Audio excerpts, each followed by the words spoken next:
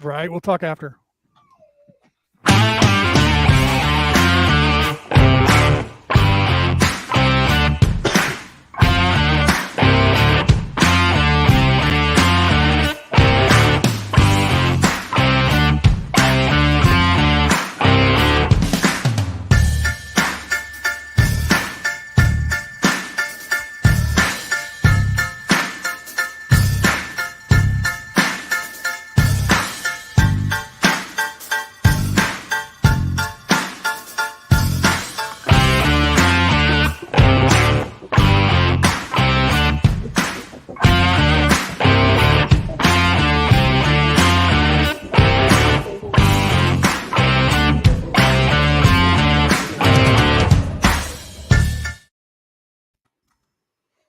All right. Welcome, everyone. Welcome to Skull Island. It's another Wednesday. We are on, where are we? Week 10 now? Week 11? Something like that? I don't even remember. Episode 10, brother. Yeah. Right? Week 10 of Skull Island. So, we put this podcast together not too long ago, and we're already doing really good with this podcast. We all do our own podcast. I'm loving it, man. Aaron has his own. I have my own podcast as well, but for some reason, this one seems to be clicking in a cool way and getting popular fast. I don't know if it's our charisma or these really cool guests that we have to come on here. Right? As you can see, today we have some really cool guests on the screen for you guys to see. Those of you who are listening to this on the MP3 file, you guys don't see who's on your screen, but we have two guests here. We have Leanne Curtis here with us today. I'm really happy with that. I met her doing a webinar with Aaron a couple months ago, about a month or so ago, right? That's where I had met her. And Teresa, and I met Teresa before. I know her face, but I'm not sure when I met her. And if not, that Ancient Galactic Origins, dude, the little workshop we did. Right. Okay, so she was there. Right. Okay, see? So, I do smoke pot, and I'm getting a little bit older. So sometimes my memory is not as good as it should be, right? I mean, I'm not on pot right now. I should be, right? Digging that. I have one that's really cool, and it has a green skull. And when you take a hit, the smoke goes through the skull into and then up the chute. It's pretty badass. Goes right through his head. So if you do it in front of a mirror, it's pretty cool when you're doing it, right? Because you get to see the effect of it, right? Otherwise, there's other people in the room with you when you hit it, and the smoke just goes right through his brain. It's kind of cool. All right, guys. So welcome, everybody out there. Share this out, right? Hi to you guys out there. I can see some of you on the talking over here on YouTube. Ariel's there. Hello. Denise is there. Hello. You guys give us a shout out. Pound that like button. Right, pound that bell so when we go live, so we get you guys more interested in come and take a look and know when we're on the air. Although we are on the air every Wednesday at 4 p.m. U.S. West Coast America time on Wednesday, right? So, did we just lose Leanne? Did she just? Yeah, we did. Yep, she just lost her. I don't know what happened there. Hopefully she was having some internet issues. She's coming. Back. There she is. We'll get her back in here. There we go. She jumped out. Right, I've done that. I did that while we were live one time. I went to change screens because I was going to read something for Aaron. He said, "Look that up." I started looking up, and I went Poof! Off. I just closed everything. I had to reboot. Luckily, he was still able to. He was running the show, so I was able to come back in. He's like, "What happened?" I'm like, "I actually hit escape and closed my computer." I'm not logged into StreamYard, so I went to the comments and I tried to say hi to Denise, and then it asked me to log in, so I clicked it, and then I left, and I don't know. It's just very multi-dimensional. I'm back. Right, because it wanted you to give them permission or something, right? That's what they do on Facebook too. You have to give them permission to put your name up there. Yeah. So sometimes you can't make a comment. Yeah. That's annoying, right? So today is the day after Imbolc. Okay, and Norma's going to talk about that, and we'll talk about that for a while, but we're also going to talk to these two women about their stuff and what's going on as guests. But today is also, you guys have to realize, today is 2/2/22, right? So we got the 2/2/22s. Just realize that when you... and the energy of Imbolc just started, and we'll let Norma tell you the history of that. And when I heard that, I didn't know what we were doing this, but I'm actually a Merlin, so... This to me is the religion I grew up on, alongside the underneath and behind closed doors from the Catholic religion, right? Because it was still sort of something that had to be underground. When I was 21, 22 years old, my wife and I had to be very careful. We had a son, and here in California, they would take your kids from you if you were Wiccan. back just Really? then, Wow. 30 years ago. Yeah. Yeah. It would take your kids from you Yeah. and put them in foster care because you weren't teaching them Christianity. That was the way the state was Right. 30 years ago. Considering California is In California, which is like the capital of freedom for the world, right? You can do anything. There's so many things that are evil. That's wild, man. Right. That's really wild. Nowadays, no That one is cares, pretty but wild. back then we had to be hush hush. That we were. My father, I remember when I was a kid, he was teaching me stuff, and he says, "You cannot talk to your friends at school or anyone outside of the family, and you'll understand as you get older why that is." Wow. Yeah. Right. My tussles with DHCS in LA a bunch of times. Like nobody threatened to take my kids away except one time. But that was not to do with Wiccan. That was other stuff. Isn't that weird? It depends on the city, the state, who's in charge Yep, of yep. governorship at Right. the time, right? Yeah. Mhm. System, just no system, bad system, go away, bad now, bad. Yes. Yep. When I the agree. system will fail that is run by a governmental establishment. Yep. Any system that is entwined with influencers that hide behind their mask, Yep. have no compassion for the everyday person. And I think that in my personal experience with municipalities, that they often use that as an excuse to go in and take the kids. Yep. And look what they're doing. They did, and they're still doing in Flint, Michigan, from the water situation. And it really sucks that people have become so in tune to believe in these influences that nobody understands what's really going on here. The whole alien agenda, the whole misconception of a 3D reality that really is a loop. It's really quite crazy. Yeah. I didn't know that about Like a California. video game, isn't it? Like living Yeah, in a it's video weird. game. There's two sides to everything because there's areas in California. There's areas in California. You go to Berkeley, you go to San Francisco. It's completely different. But I lived in the East Bay. I grew up in the East Bay, and it was very conservative, very Christian-minded in those areas where I was at. But when I went in Berkeley, Oakland, San Francisco, you could marry a goat. Yeah. Don't care, right? But you get in those. We've got an those echo rural- somewhere. Who's turned up? Is somebody turned up too loud? Because we've got a little echo. Sorry. It could be. I could be. I am kind of loud. I turned up earlier when I was listening to Leanne talk because her. I know. I microphone just was low. turned mine down. So it might have been me. I heard it too, but I wasn't sure if it was me Sorry. or what. Didn't mean to I interrupt. just- Go I ahead. don't think it's me. I don't think it's me because I could. it was either me or Aaron. It was Gone now. because Because I'm he turned down and I turned down and on everything's fine. It was phone. Aaron. It was either Aaron or myself. It was probably me. I was up to like 85 on my speaker, so I'm pretty sure it was me. Okay. Apologize for that. No. I usually think about that, but I wasn't thinking about it when we went live. I didn't, and then I heard it and didn't say anything. So, anyways, Anyway, so yeah, it just back depends to on where the you're alien at, agenda. what the That- area that is. was getting Yeah. juicy. Yep. Was it getting some juice?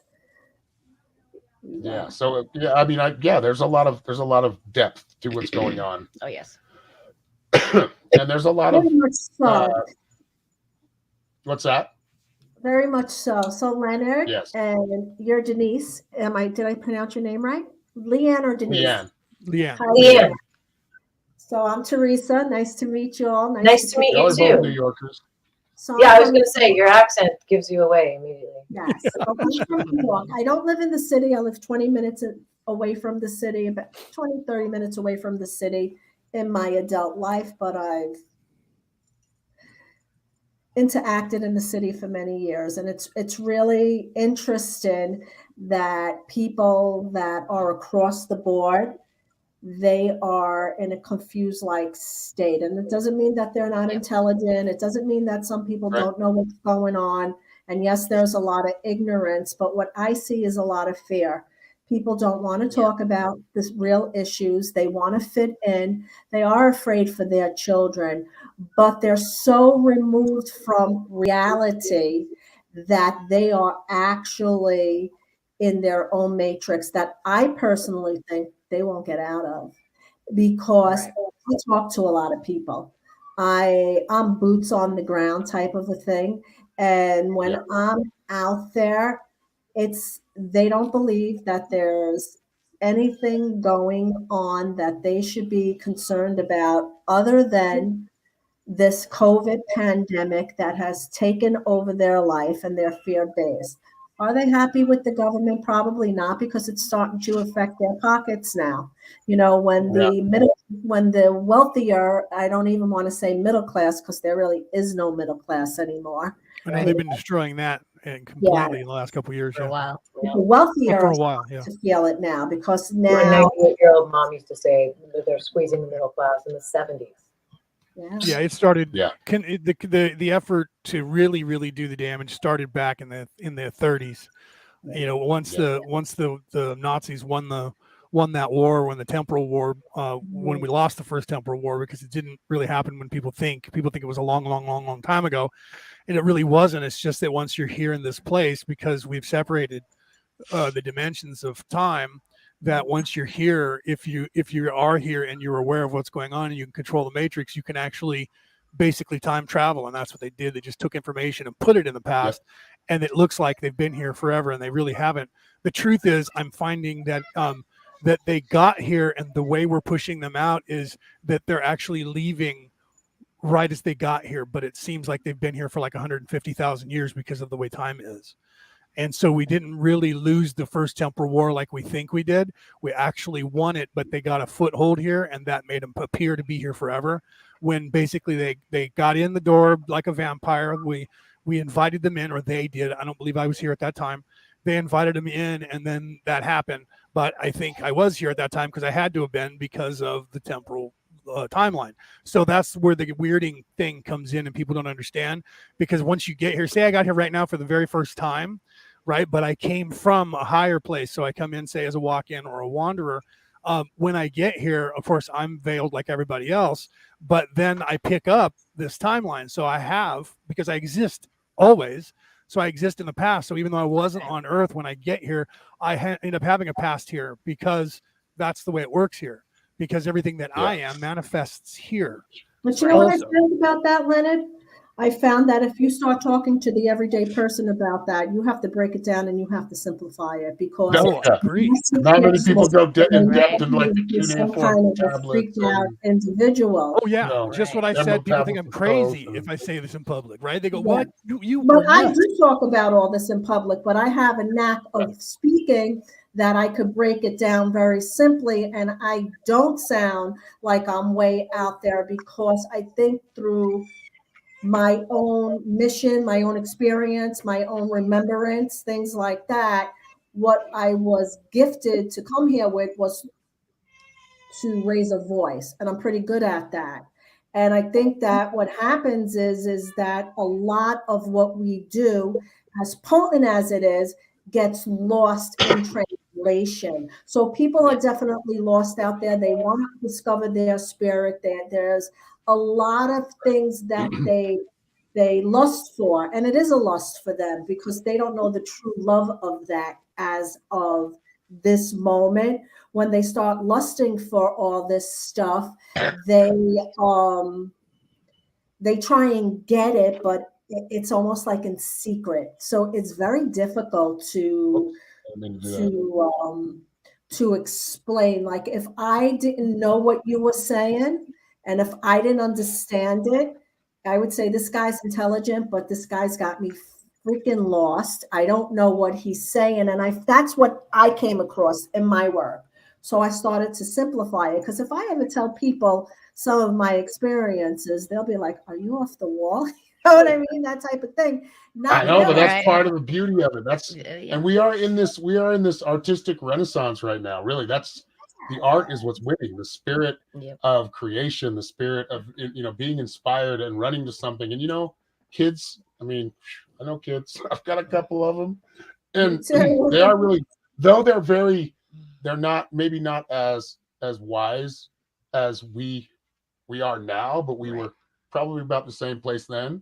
They are really running with their spirit. They're really they can be easily led, but I feel sometimes, but I feel like that younger generation that's just graduating and up until 30, I feel like a lot of them are really, especially now, awake. Like, they're a lot more awake. There's so many more people talking and speaking out now that I'm really amazed. I mean, I see, though it seems like a fraction of people or society is actually speaking up about it.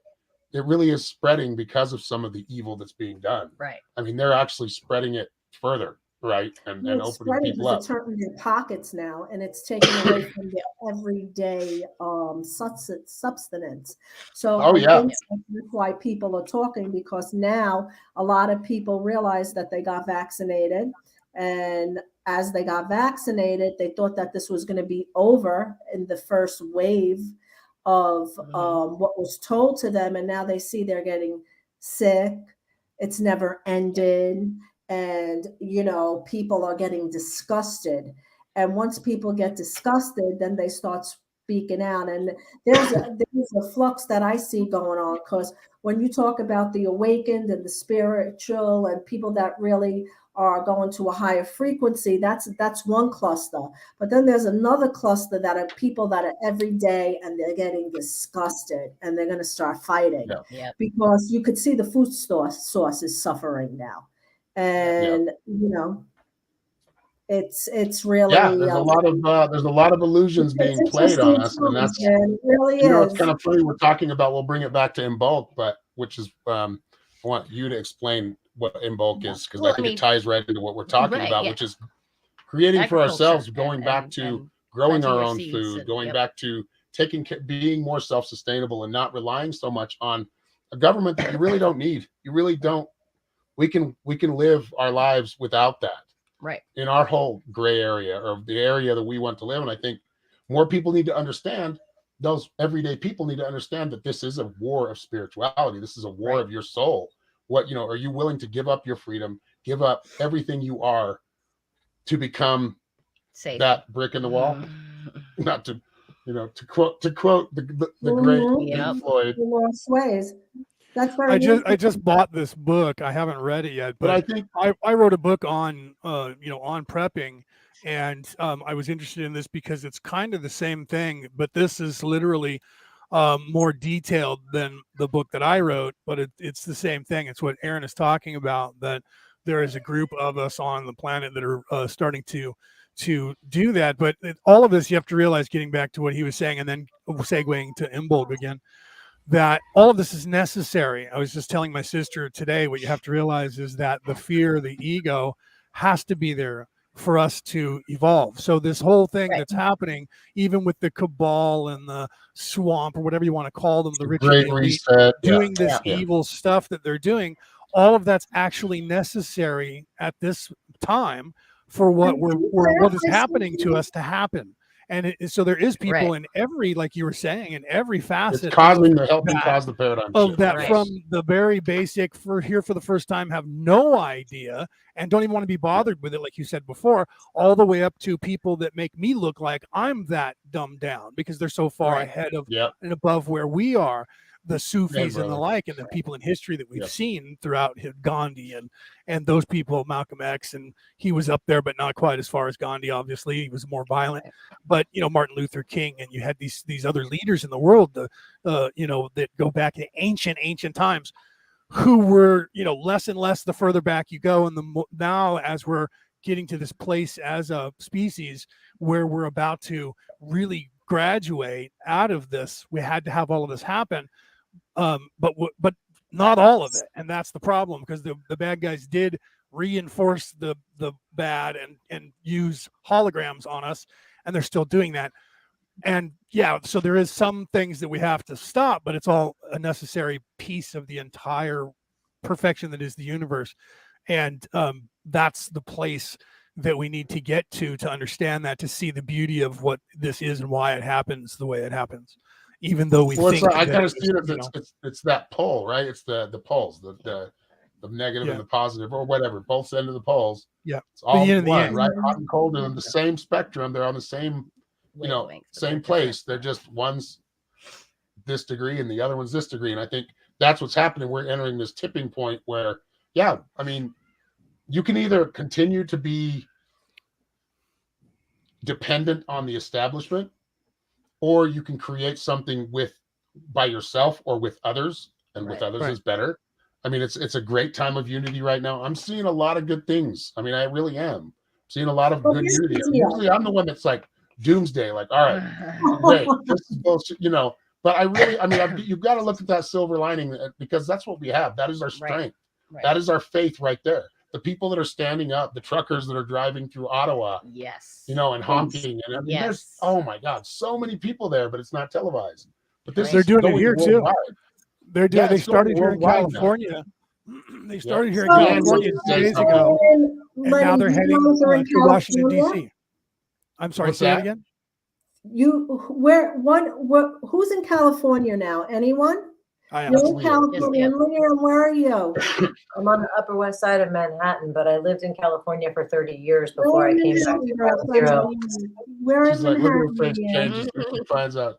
Upper Well, West Side of Manhattan. Upper That's West where Side. you- I'm going to say that because I've got, you know, Okay, reinforcements. so and probably if you're on the Upper Yeah. West Side of Manhattan, I'm probably off the Hutch off the Hutch, and off the Sawmill into the Henry Hudson. I'm probably like 25 minutes away from you, 30 minutes. I'm away. familiar. That sounds like what, New Rochelle, White Plains, something like that. I'm But in like, Rochelle. I'm on the Hudson line. I'm more on Yonkers and Hastings border.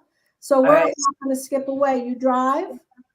no, I am tethered to a 98-year-old invalid. And I am in service to my mom until she transitions, and then we can talk about whether I'm going to come visit anybody. But right now, I'm in my bubble, and that's that. No, I'm not asking if you're coming to visit too. girlfriend or anything like that. I don't operate. Oh, we talked about I that. spent a lot of time in the Hudson Valley, though, as a child. Lots and lots of There's time. a lot of paranormal activity going on up there. Lots Yeah. of people Yeah. are very they're just starting now to speak about it more and more. I was even surprised, and I'm a native New Yorker, that Hudson Valley, especially like in the Adirondack area and, you know, going near Lake Placid, what really goes on. And I've just recently discovered in, where is it? Oh, I think it's Armonk or Pond Ridge, either one of the areas about the ancient underground huts that were developed, that were It's found. funny you should say that. There are a bunch of them in Putnam Valley, and I'm very drawn to Fawnstock Park, where I used to spend time. Yes. So off Peekskill Hollow Road, there's a trail that I used to follow. A friend of mine's big brother ran away from home and decided to live there with his friends. So Darius and Joe Broncaleone used to live in this cave. We called it the cave, but I'd go visit. And like when you'd go into the formation of rocks, like you could literally look up, and if somebody said a giant had poured a bucket of rocks just down for shits and giggles, I would not question that. I'd be like, yeah. I he would was say bored, that the like- Illuminati did hold a place there at one well, time. you know, I wouldn't have had the thought had it probably, I mean, who has the thought if it's not real in my world? The thought wouldn't have come in my head if it weren't something. Well, no, you have to go by your intuition. very- I think this is where people fail to understand that our intuition is really something that guides us forward, man. And it really, absolutely. Absolutely. I get you. Yeah, a room Leanne, I full of put your- sensitives. I We're put all your, like YouTube- musicians and Leanne, I put your YouTube up in the chats, so it posted on YouTube, Facebook, and Awesome. where else are we live? Aaron, So where else does are we that mean live? I'm okay? we're Because on I don't the know. Essentials page. Yeah, so all three of the Okay. places we're broadcasting live, they Facebook. just got your YouTube. Okay, channel. okay. Your Okay, YouTube because account. I'm trying to figure out how to give you guys my stream key. Like those are the stream keys so that I can also stream this live. But next time I'll figure that out. Yeah. Yeah. Is that how you do it? I know. I've been Figure trying that to out figure too, that yep. out too. Mhm. So like, what do they call it? Stream at the Swapcast is what they call there it. you go. Yeah. Right, Right. right. Can you change a little bit? Because I used to be Peter, able welcome. to from Peter my Coyle phone. just but I tuned in can't. from Ireland. Peter, welcome. Welcome, my brother. Hello, Peter. Peter, is that Peter Coy? Yes, it is. Peter Coyle. Yes, it Yeah. How is. you doing, brother? That's my buddy. How Right. you He's doing, brother? he's Long part of a time. coalition that I'm in. He's in my cell. Or I'm in his cell. We're in a cell together. How are Four you? of us. How you doing? Yeah. So yeah, and I don't even know how we met. We just were all of a sudden we were friends on Facebook, and he was live one day, and he was hopping mad because people were making fun of him because of his dyslexia. And I got on there and was defending him, and he started talking directly to me, and I didn't even know who the guy was, but I knew that I knew him. And then, when I met him, like I saw him on a live stream playing his guitar, singing. Right. So yeah, he was in the pub or the restaurant, and he was broadcasting from there. And then all of a sudden, I get introduced to him in the chat room, with my coalition cell, and the Oracle says, "Do you know him?" And I say, "Yes, I do." And she says, "Oh, you've already met us, and we're friends on Facebook." And she goes, "But where do you know him from?" I said, "I don't know." And that's when I found out that he was in History Channel's Vikings. He was in almost every shot in the whole movie. I'm like, no wonder you look familiar to me. I've watched that whole series, right? And then I found out that he was in Braveheart as well, and so done some fun stuff. Right. That was like Leanne. I didn't know who she was either when I talked to her when I first met her. And then somebody said, "Didn't you know she's been in movies?" I said, "Well, she looked familiar." And then I looked her up and went, "Oh, okay. And I've seen every movie, just about every movie she's been in." I met her. Yeah, I didn't know who she was. And then I'm like, okay, well, I'm having her come on. I'm having her be part, No wonder she looked familiar. I've watched her movies. I was just looking at her. Yeah. I'm like, okay, she's playing. She's like in her bubble. When she says she's in her bubble, she is in her bubble. Right. She's been in a couple of movies that have changed the face of this world. Right. No joke. Part of it. No joke. She was part of it. Though. I mean, that's not bad with us commoners. The impact of the movies that she's been in that have the impact is an entire generation, 2-3 generations have been impacted by the movies that she has been in. That's all. And that is not a joke. Now you have to say the movies, because now I'll let her do that. I'll let her tell you more about that. But give it up. Right?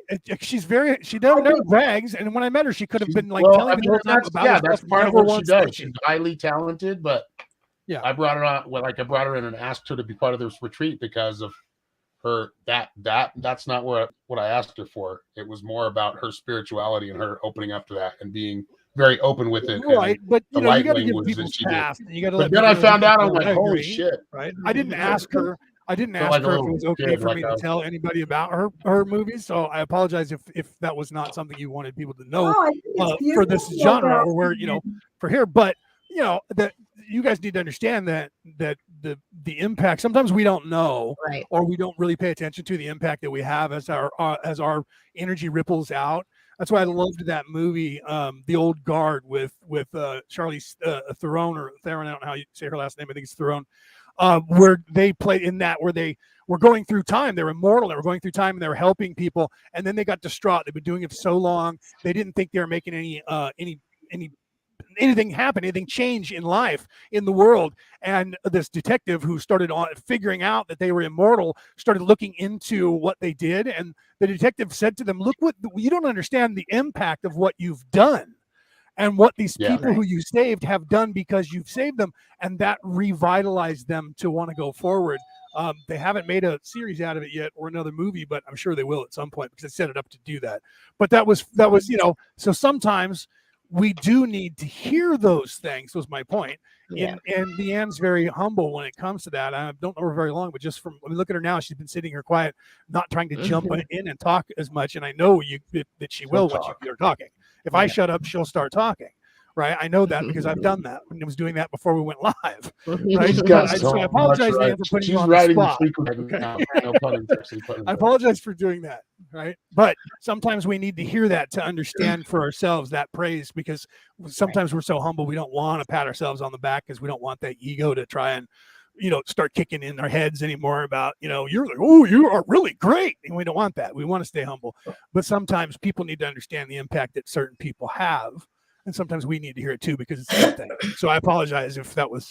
Don't ever apologize. No, I mean, as you guys are talking, I'm processing how I'm feeling and transmuting it into the idea that there is a path that everybody has, and the path that led me to where I am today has everything to do with having lived those ideas out into the material world and been able to manifest the idea of being on screen, getting to play other roles, trying on different dresses, as it were, in safe space, and better yet, getting paid for it. However, it really is not the idea. The idea was to expand and experience so that when the time, the linear time, the right now was right, when it all converged and the integration of everything I have been through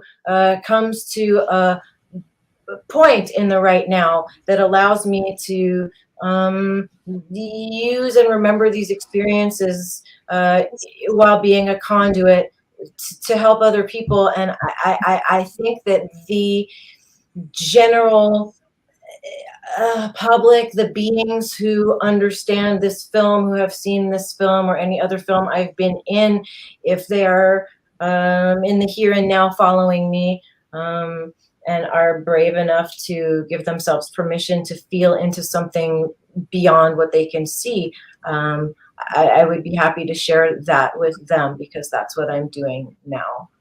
Wow. Sharing her light. That's awesome. Wow. That was a channeling. I don't control my channeling. Sometimes it happens. I don't know. That was awesome. Is that a bird behind you? Yes, I have 3 of those, and I have another little one with a black head, and I have a cat, and I have lots of mantis in my house. Yeah, that's cool. I'm an animal lover, so that's really cool.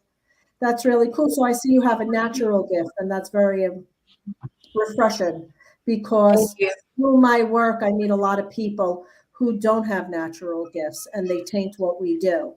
And I think that when we meet people who, although our deliverance is different, but we are all connected and we are doing things, that's wonderful, because we learn from one another and we tap in. So you're probably the first person that I've seen in a long time that went into a natural channel. And I respect that and I like that. So I'm intrigued and I'm easily impressed by people, you know what I mean? But tell me a little bit more about yourself, about what your steps are in the here and the now, since you have that experience of not only stepping into different roles where you are actually playing that part in a real formation, but what you see now and what you bring to the table with like-minded individuals, so we can learn from one another. Not that we put anybody on the spot. That's not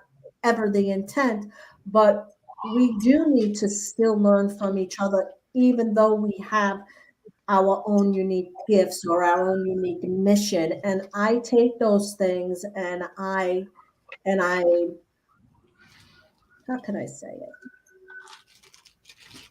I just simplify it for humanity when I speak, because what happens is that from everyone, I find it's almost like an ecosystem, you know what I mean? Everybody's thriving, but everybody's doing their things. And like you said, there are bad guys, there are entities, there are frequencies, there are illusions, there's holographic scripts, but we are flesh right now. And to bring that in and to expand on our Earth planet, I think that rocks and rolls when we meet people of like minds. You know what I'm saying? Yep. A lot of people that shine bright, though, have that big imagination and do see those strange things. Yeah. And that's really what it takes to really move that far into something, to that mastery of some things, whether it's acting or writing or music. I know as me as a creative person, I would consider myself an artist. Of course. To dig deep into the imagination. And I think that is that's what I was saying before, that a lot of that is coming out and can be misconstrued as maybe phony or maybe ill-advised. But, I was a psychic for the first year and I did a lot of things that were wrong and I learned from them. But as I got into that, it's almost like you have to walk to, like, again, let's talk to that extreme of the polarity. You have to get to that place where things are so rigid and walk through it, right? And let it go, and or get through to it to that higher level. And I feel like whatever's brought me more success in my life, and that doesn't necessarily mean money, it means more just me accomplishing things, right? It's been because of that big imagination. And I think that's a very, very important key in the coming future.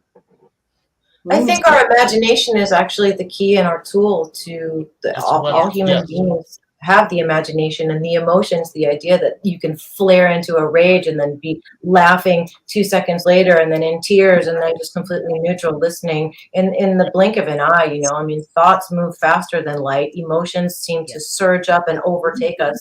But this is the thing that we feel is our weakness is actually all of the tools trying to peep through and go, no, here we are, like Cindy Lou Who, you know, it's like, no, don't boil the dust speck. Don't do it. The dust speck has a whole universe on it. Like we create galaxies with our thoughts. Our thoughts are indelibly imprinted and singed into the science, etheric collective field, you know. So minding what we think, minding what we say, words cast spells, if you want to take it back into the Wiccan aspect of it. You know, we are creators, we are magical beings, and we do it as a collective for the most part, completely unconscious to that fact of who we are, whether we choose to accept it, whether we choose to be accountable for who we are and how we create. Right. You know? Well, and the human part is like, sorry, go ahead. No, go ahead, brother. Go ahead. Well, I think the human part is, I'm human. I'm going to be human. There's no other, I mean, I'm much bigger. There's much more than that. There's a lot more depth than just, you know, a body meat suit walking around to be, you know, but yes, we still have to pay our bills. We still have to prepare for the future. We still have to, you know, do human things. That's why I don't see this as like a prison. I see this as like, wow, I'm in like the greatest story of all time. I really am. And it's a playground. Yeah. It's a playground. Like if you treat everything you do as a work of art, like you don't have to be quote an artist to be artful. Like if you think about it, every in-breath and every exhale is a work of art. If you choose to give yourself permission to see it that way, but that would require removing a narrative that has been poisonous to the species, to the collective. Right. Well, and the realization that just the act of breathing, the act of thinking, the act of your heart pumping is the microcosm to what is the entire universe that is happening. It's the macrocosm to the microcosm. The expansion of the universe and then contraction of the universe is the same cycle that your heart goes through and breathing when you inhale and you exhale. When you create a thought and then think the thought or say the thought, you're exhaling that thought that you created out, and then you're bringing that energy back in to create more thoughts and words. So we are literally in everything that we do is perfection. We just don't perceive it that way. That's exactly what both Teresa and Leanne were saying. Now what I'm doing is, this is what I do on my show. I take things that people say and then I move them down a couple of notches, like Teresa said, and explain them in a way that people can catch it and understand it like a parable. And that's the way that every person who is awake ends up speaking in parables, because we have to, like Leanne said, and like Teresa said, we have to talk to the room. Right. Yeah, but it's also sound vibration. Think about what you're saying. Like I'm hearing what you're saying, and it's like I talk and I boil it down, and then I put it into lots of words, little sound vibrational sound bites, so that people who hear in those long sentences can digest, and then if they choose to integrate what it is that we are bringing forward as far as information and truth about who we are. But it comes back to sound vibration, which brings me back to Aaron. Like we make music, sound vibration, our voice, sound. You're bringing forth and all of our chakras, the ones that we pay attention to. There are far more than just the 7 that we talk about. Correct. You know, those are all, every chakra is its own galaxy. Like we are a galaxy full of planets. Like let's say, our central sun is the 8th chakra that's above everything. And then, third planet from the sun would be what? Here. The mouth is the earth. And then like there has to be a relationship to the planets with each chakra. Like everything's connected. Right. Yeah, and it's both ways though. Yeah. It's Right. not just the energy. Eyes, goes into your breathing, goes into your throat, goes into your heart, goes into your lungs. Well, and look at this, guys, like Leanne. Into your bowels, and then your feet, and then everything comes in. And I think that that's something that we're going to see more and more about the sound. Because in the webbing of every finger and in the webbing between each toe, there are chakras. This is why if you do this with your hands long enough, you feel the heat. The chi. And the heat doesn't go away as you expand. Like everybody in the audience should do this right now. Just put your hands like this. You can feel the heat. That's an energy ball. You're an energy body. You are energy and you are vibration before you are matter. And all of your energy and all of your vibration projects into physical matter. We are creators. End of story. End of story. Correct. That's There's the nothing else. answer. That's the key. Actually, it's not the answer. And it's love. the key. Right. Love is the answer, and knowing that the creation is love is the key in the door. That's your ticket out to understand what Leanne is saying and what Teresa is saying and what Aaron is saying. And I guess with me, because I'm trying to corroborate the whole thing. But that's the key to all of that, is that the truth is within you. You need to understand that your heart chakra is the creation, and you are the creation. That makes you the creator. You're a co-creator of this. We all are. And that's, like she said, like Leanne just said, period, done, mic drop. Right, but it's getting people there that we're all working on, right? You have to start somewhere. You can't, look, this is the deal, that once you know something and you are sharing it, patience comes in, because now you're actually instructing, and people don't get it the first time. So Aaron has a beautiful voice, and do you remember when we used to go and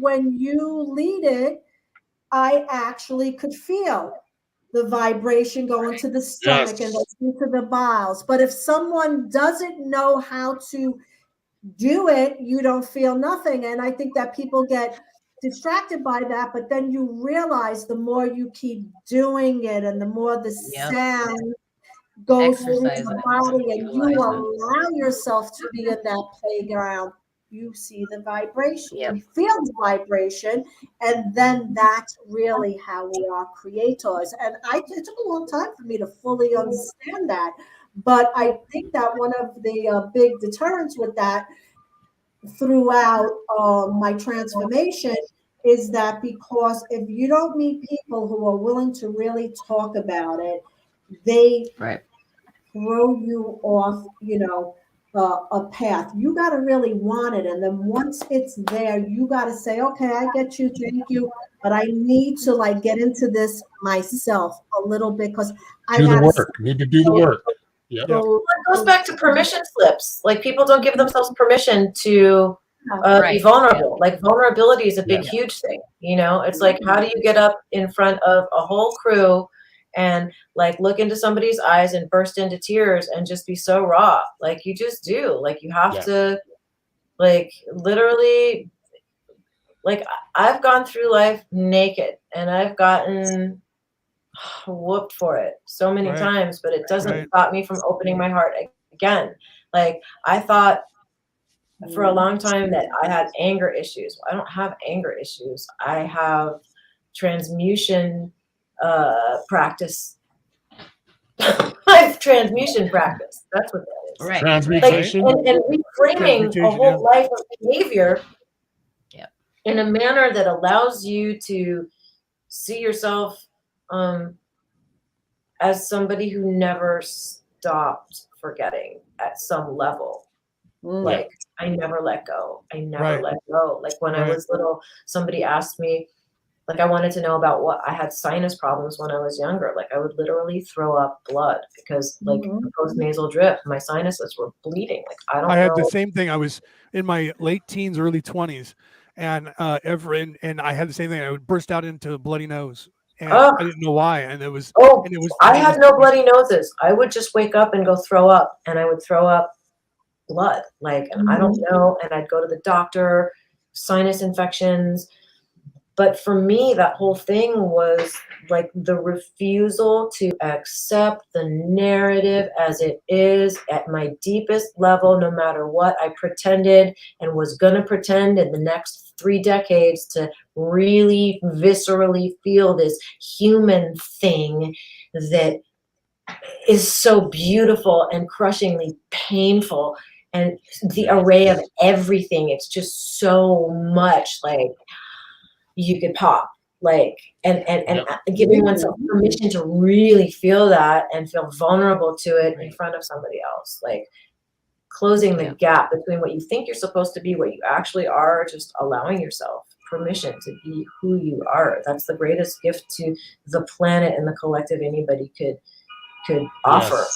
Yeah, and then you realize you're the rock star that you thought, and you're even greater than that. Because of the vibration. Let's get back to that, because what we were talking about and where Leanne went with that, talking about the vibration and sound. Once you realize that all of that is, that everything is not just sound, but it's light as well, and it's gas, and it's solid, and it's me, and it's you, but all of it is a harmonics. It's perfection. Dude, exactly. And it's all of the octaves. There are so many octaves. It's not like, I've been a harmony junkie my whole life. Like, so like I used to literally plug a microphone in and sing harmonies to James Taylor and try to figure out how to get my voice on that side, and then I would record it. Like, I didn't even know what I was doing. But it's funny now that I like use all the plugins. I play my guitar, I play my bass, I can get the drum beat and then sing. Like, who needs a band? Like, I love it. I know, isn't it cool? Like, you just make it all. I love it. Yeah. I haven't written anything lately, but I've like half. Well, come on, man. We have Zoom. We can collab. Come on, Norma. Right? Yeah, we did. I know. So how do we do that? Let's make it a triangle. I feel like Norma knows what she's doing. We could do lyrics and melody and like just, you know. Right. Let's get Norma in. She's been real quiet through the whole thing. Let's go back to Imbolc. Let's start with that, Norma, and then let's move from there. But because Norma's going to talk about this, because it is actually important. We're at that mid place where we're halfway through the winter. The winter is now the thaw, and the Vikings also had a tradition around this time period. In fact, the band Amon Amarth, with the Pursuit of Vikings, the song, talked about that at this point when the thaw starts, and you can now start hearing the sea again because of the thaw. And look, there she's planting. This is the time when in the pagan community, the god has been reborn now, and that's when springtime starts to happen. And that's also what they did with Christianity and all other religions. So with that segue, Norma, give us the background on Imbolc, please. Well, there's many different backgrounds, like you were saying. Really, I mean, ultimately, but basically, it's the same as all the other religions, just told in a different way. Yeah. It's basically just that's it's in between the winter and spring equinoxes, right?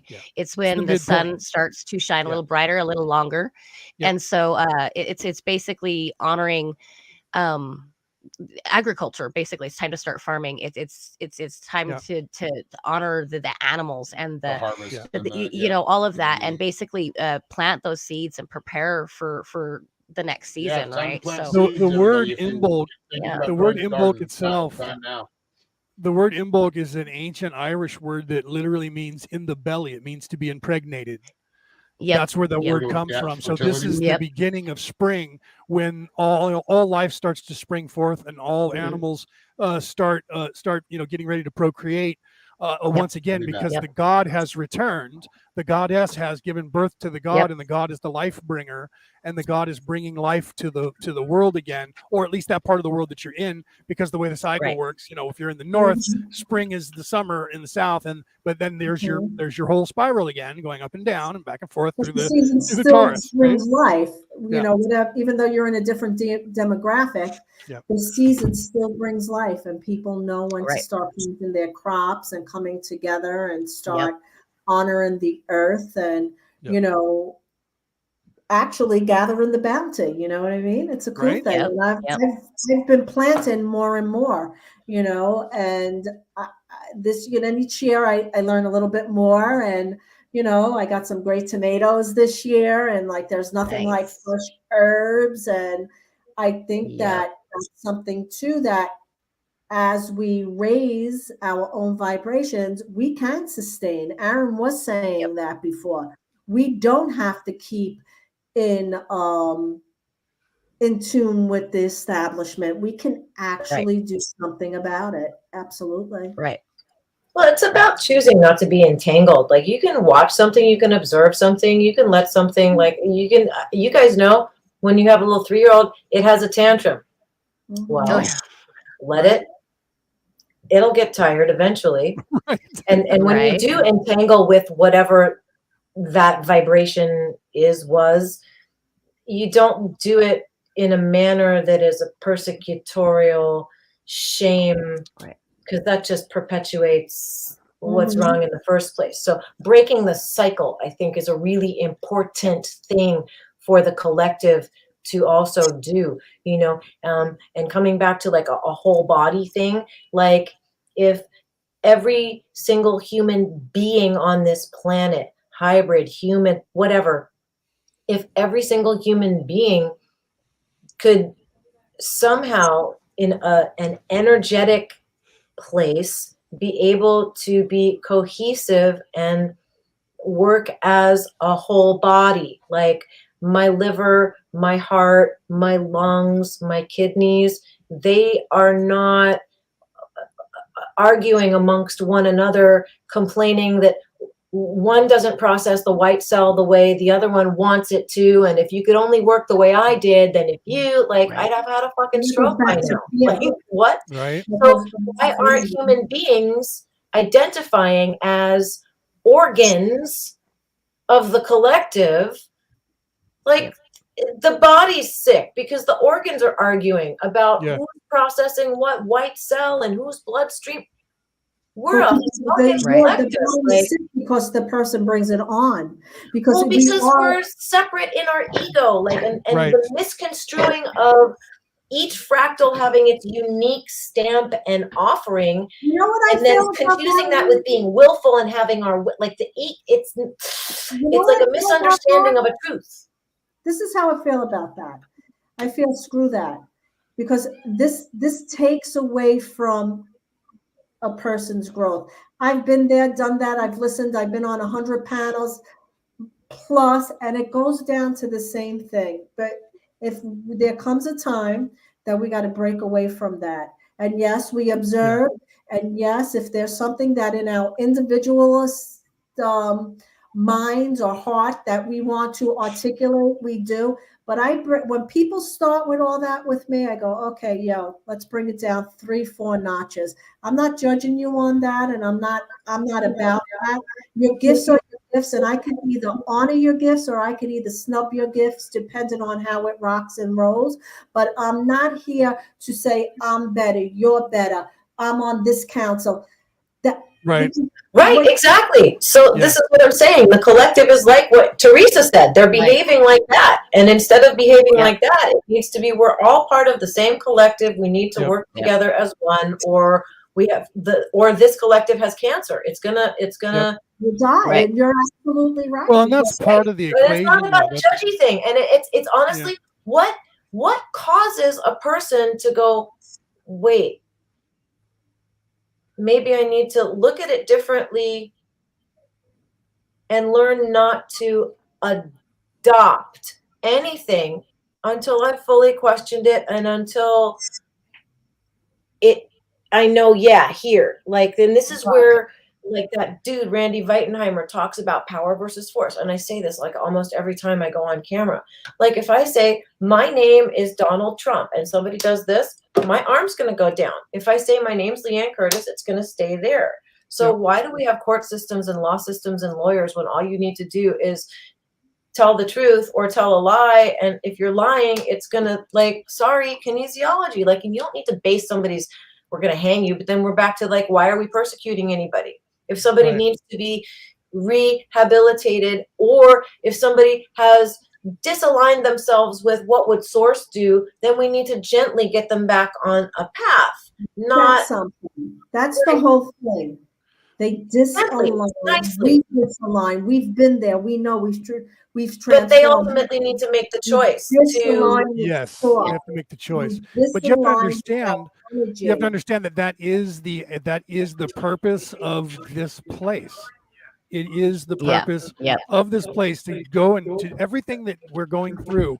We have to go through to graduate. Otherwise, we won't graduate. So it's necessary that every single person at some time, when they're born, they have to listen to the ego. But without the ego driving the force, this is what Leanne was talking about.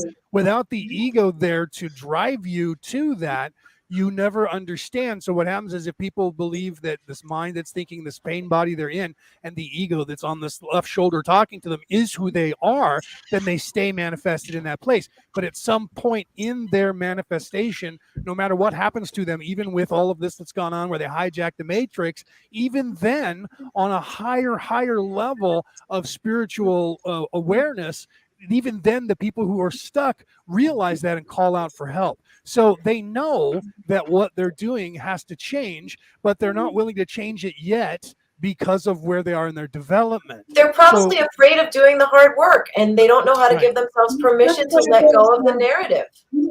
They don't, you know what it is too? I found that you're right. They're afraid to do the hard work, and they look for other people to lead them. And looking outside of you. Yes. My mom said to me the other day, can you fix me? I'm like, no, I can feed your container and I can keep you clean, but that's an inside job, babe. Like, somebody said to me, most in society, like, just because she's my mommy doesn't mean I need to sugarcoat shit. Like, you can't, can you give me my self back? No, I didn't hijack yourself. You are causing your own self-suffrage with this pattern of thinking you have adopted and are now white knuckling. And I know something in you is like watching this whole thing, watching me talk to you, watching you resist me, watching me get frustrated. And both of our higher selves are fucking laughing right now, going, those two. Like, this is funny. Okay, well, we'll just wait because they'll get it. Well, you know, like, and that's my soul agreement with this woman, to try to get her to allow herself to get it before she exits this. She gave me, it's like we're two strands of the same braid that's in some same oversoul. I have a very strange relationship with my mom and my daughter, where it's like a braid into the same oversoul. We're like three fractals of the same. Yes, I was just going to say, which is also a fractal of something else. There's been people that have realized that they have been inside of more than one body at the same time on Earth, occupying 3 or 4. Some I've heard of instances up to 5, where they're literally alive right now. 5 versions that I'm inside of, that I'm literally, when I'm not here, consciously, and even when I am, there's a part of my consciousness that is literally plugged into 3 or 4 other people. Hard to understand. And that's me having a completely different experience. Because that's the spirit, I mean, we're multidimensional. What else is doing? It's all happening now. It's the spirit, but when you come back now into the body and you're actually walking on Earth, there has to be some sort of streamline. Because even when it comes to the divine, if you tip a little bit too far to the right or a little bit too far to the left, and you don't know how to balance it, what really does happen is you become a little bit way out there. You can't come back. I've seen people crack up over this because this is powerful stuff. So, the thing is that I think that's where a lot of people get a little lost, because if you take the flesh and then you understand the spirit and you bring it in, and we could say everything that you're saying. I agree with to a degree.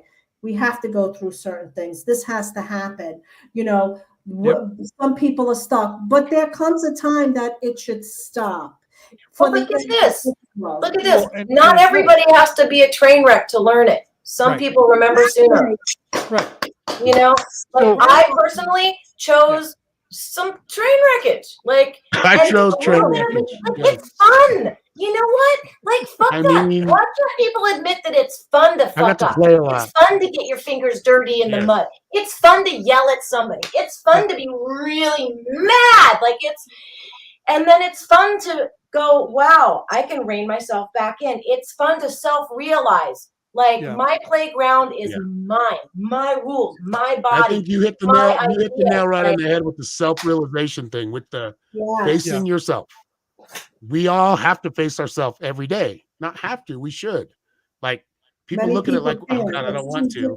But really, if you're not doing that, you're living a life that's so rigid. But you're Teresa, not, what you're you not have to able to actually live a understand, life at all. I'm sorry, Aaron. Teresa, what you have to understand is you have to get the realization, and we all have to have the realization that not everyone is going to be at the same level ever. No. Okay. So when you say some people can't, some people actually they're not ready to remember. They're not ready. They're too young. They're too young. No matter what, they can't. They're not ready. It's because for whatever reason, they're that young. doesn't mean they can't be ready 5 minutes from now. Right. It's because they haven't chose it yet for whatever reason. They're either here for the very first time and they've never been here before, so they're a baby soul who has never experienced this, or they've only been here a few times and they haven't. So, or they're just come back to work on something, like Leanne said. They want to have fun and play in the dirt before the dirt's taken away. And so they're coming in just before dark, before everybody has to come in the house, and they're running around out there playing. And you go, wait, you got to come in. It's going to rain. And they're like, I know, isn't it great? And so that you have to realize that. So I don't look at them as if they can't, because nobody is stuck in a can't. Everybody can do everything. It's just a matter of choice. Leanne said that a little while ago. It's a matter of choice. They have to make that choice. Yes, people can, but they can't because they don't want to. Plain and simple as that. Some people why do they not want to? Like, it goes back to, like, I feel like, and this is, give me 20 different reasons, and you could give me 20 different reasons why, and that doesn't mean that any of us are wrong. I'll give you or one reason. right. It's just playing out that way, and I'm not saying. No, you're out there. You see, you're absolutely right, Teresa. You're absolutely right, because this is what I said before. When you get yourself to the point where you look back down at this place and you understand the perfection of this place and how it works, then what you realize is that there's always going to be somebody who is at that lowest vibrational level, and there's always going to be somebody ascending past where that is, because this is a creation that is constantly creating. It's starting over all the time. So every day, every second, we have a new soul that comes into this planet for the very first time that used to be a dog, a cat, a bird, a piece of grass or something, and they became aware of their consciousness. I think, therefore I am. So it's never going to be, it's not going to ever be, and it can't ever be anything other than what it is. Let me shoot this at you, if you don't mind. Right, wait, I'm sorry. Leanne, go ahead and ask. So Teresa first. Go ahead after Leo finishes. This is my thing. Just because I don't 100% agree with you, and just because I might think what you're saying is not 100% true for my own self, that doesn't mean that I'm not loved. That doesn't mean I don't respect your journey. That doesn't mean that I will interfere in your playground. That's what I'm saying to you. That's exactly what I'm saying to you, and that's what Leanne was saying to you. We were saying the same thing to you.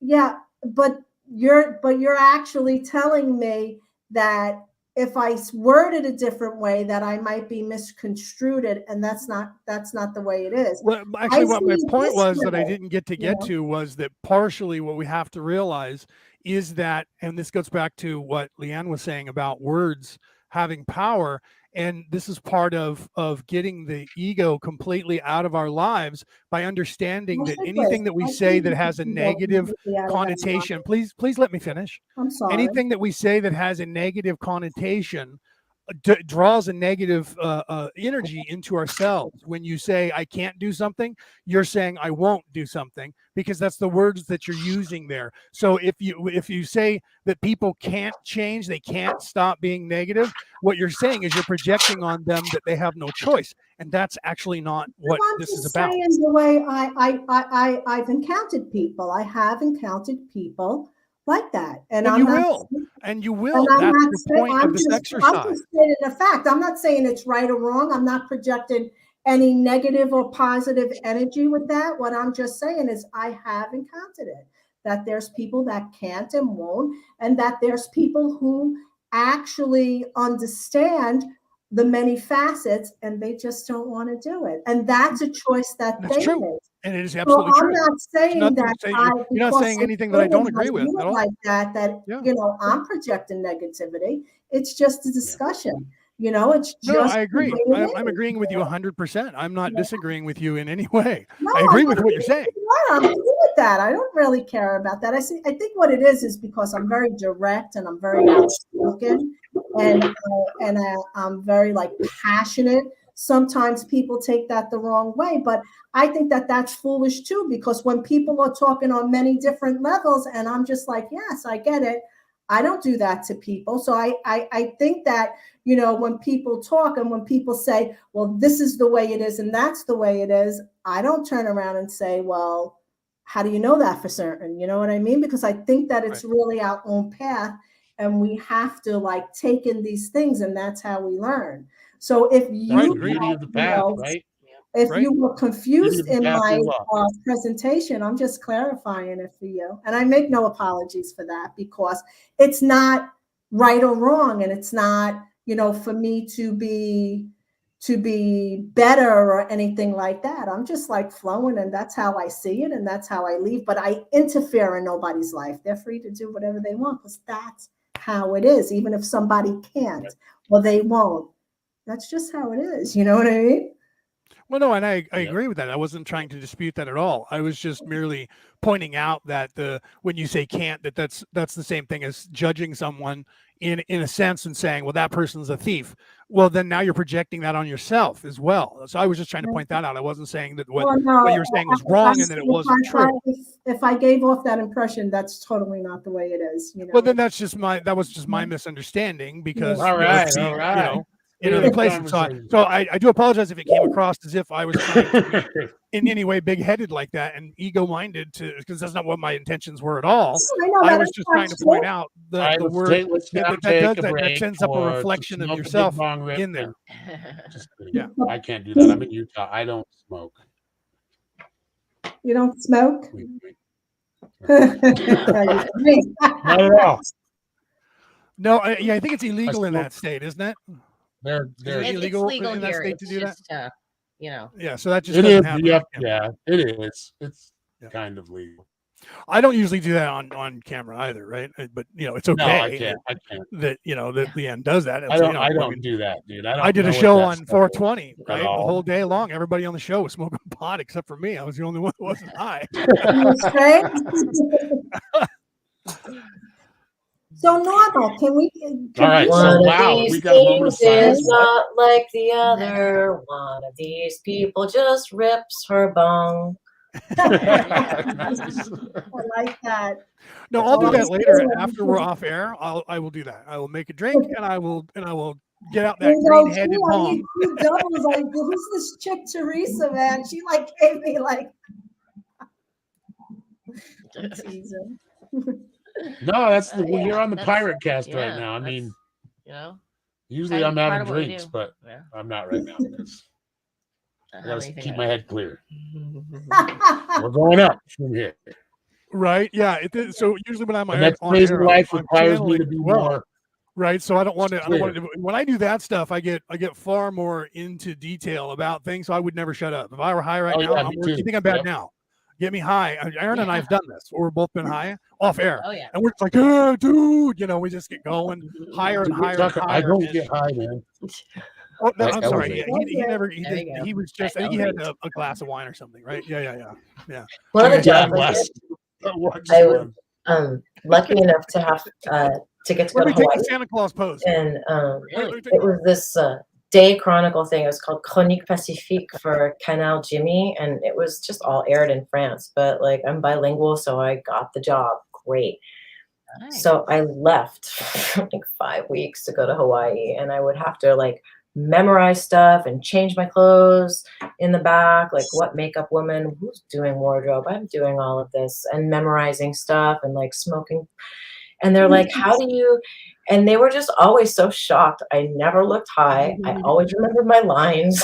Like there was nothing wrong. Like, so they didn't have a problem. As long as I wasn't fucking up, there's no reason.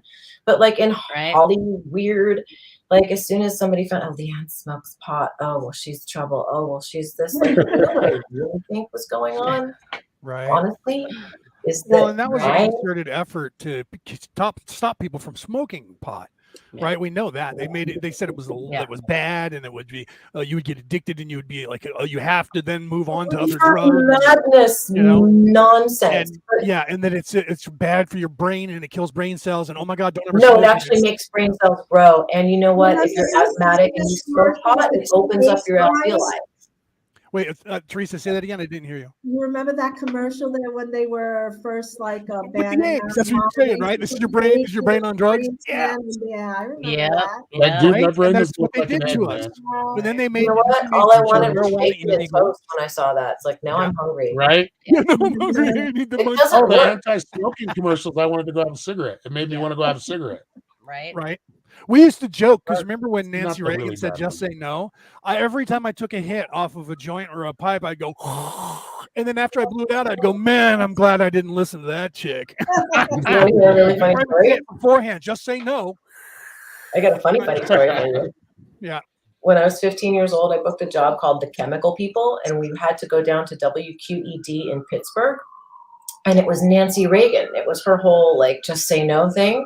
Right. So I'm on the set, and like, you know, because I'm a hooligan, I'm bored, and they've got this fake bong, and they've got this crap in there, and I'm going, this is disgusting. So I put my roach in the bong on the set, like, and I'm, you know, all cocky with the friends going, hey, watch what I'm about to do, and that thing. And sure enough, like every once in a while, and it was the grips. It's always the grips. It's always and what's even weirder, it doesn't matter. Anyway, so I was smoking pot in the bong as a cast member of The Chemical People, which is anti-drug. So like I'm just like in there with my secret the whole time. I can't help it. I'm Leanne. Right. Well, really, I don't consider it a drug. It's only a drug because some person somewhere decided they had the authority to call it one. So right. Yeah. Well, those are the same plants. Stephen Greer talking about things. They're psychopaths. Yeah. They're psychopaths, and they're in charge. And there are like 3 of them. And then they hire private companies to do all their dirty work and go, oh no, because we're not doing. Welcome to Antarctica. Like, right. Yeah, welcome to Antarctica. Raytheon, like the top 5, you know, Bill Bigelow and your skinwalking, like. I was at a Raytheon. I think it was right next to it in Arizona. We went to, we took a big road trip to Arizona. We've talked about it before on the show, but we were down in Tucson, or we were actually down further, like really close to, what's it called? Wyatt Earp, where Wyatt Earp and Benson shoot out at the Tombstone. Tombstone. So we were close to Tucson, a place called Benson, a little town. And we drove up there. I think I had to pick somebody up. It's like the last little stop before Tombstone is Benson. Somebody else was going to jump on the magic carpet ride that we were on. It was like lasted 4 months, which was awesome. Anyway, there was a Northrop Grumman right there. It was like they owned the airport, and it just, that energy just felt like, I'm telling you, it felt heavy, like just really heavy, dense kind of energy. Yeah, that's the kind of. It does, man. Like, okay, so if you drive down the 405 and then hop on the oh God, is it the 5? No, not the 5. It's the 15. Oh gosh, now 3 years. Are you talking about in Arizona? Anyway, well, no, back in LA. In LA. Oh, so in LA. You go past LAX and then you go up on the ramp and then you take is it the 15? I can't remember what it is. Doesn't really matter. Is that the one that heads towards Arizona? But you drive by all these big buildings. They're all Raytheon. They're all right there by the airport. Yeah. Oh, yeah. Yeah. Also feels very yucky when you drive by all of that. Like I'm remembering driving through that, and the feels. It's just like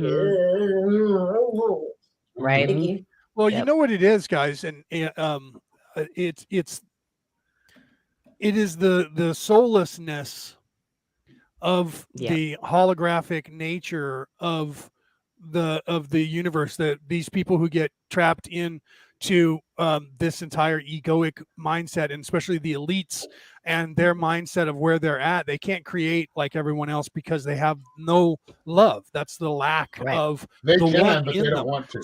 So whatever they make has to be, because they can't create in this place, because you have to have the creation within you to create here. So they have to create a different way. And that's the fractal. That's the yin, the yang to the yin, or the yin to the yang, depending on how you want to look at which one is light, which one is dark, doesn't matter.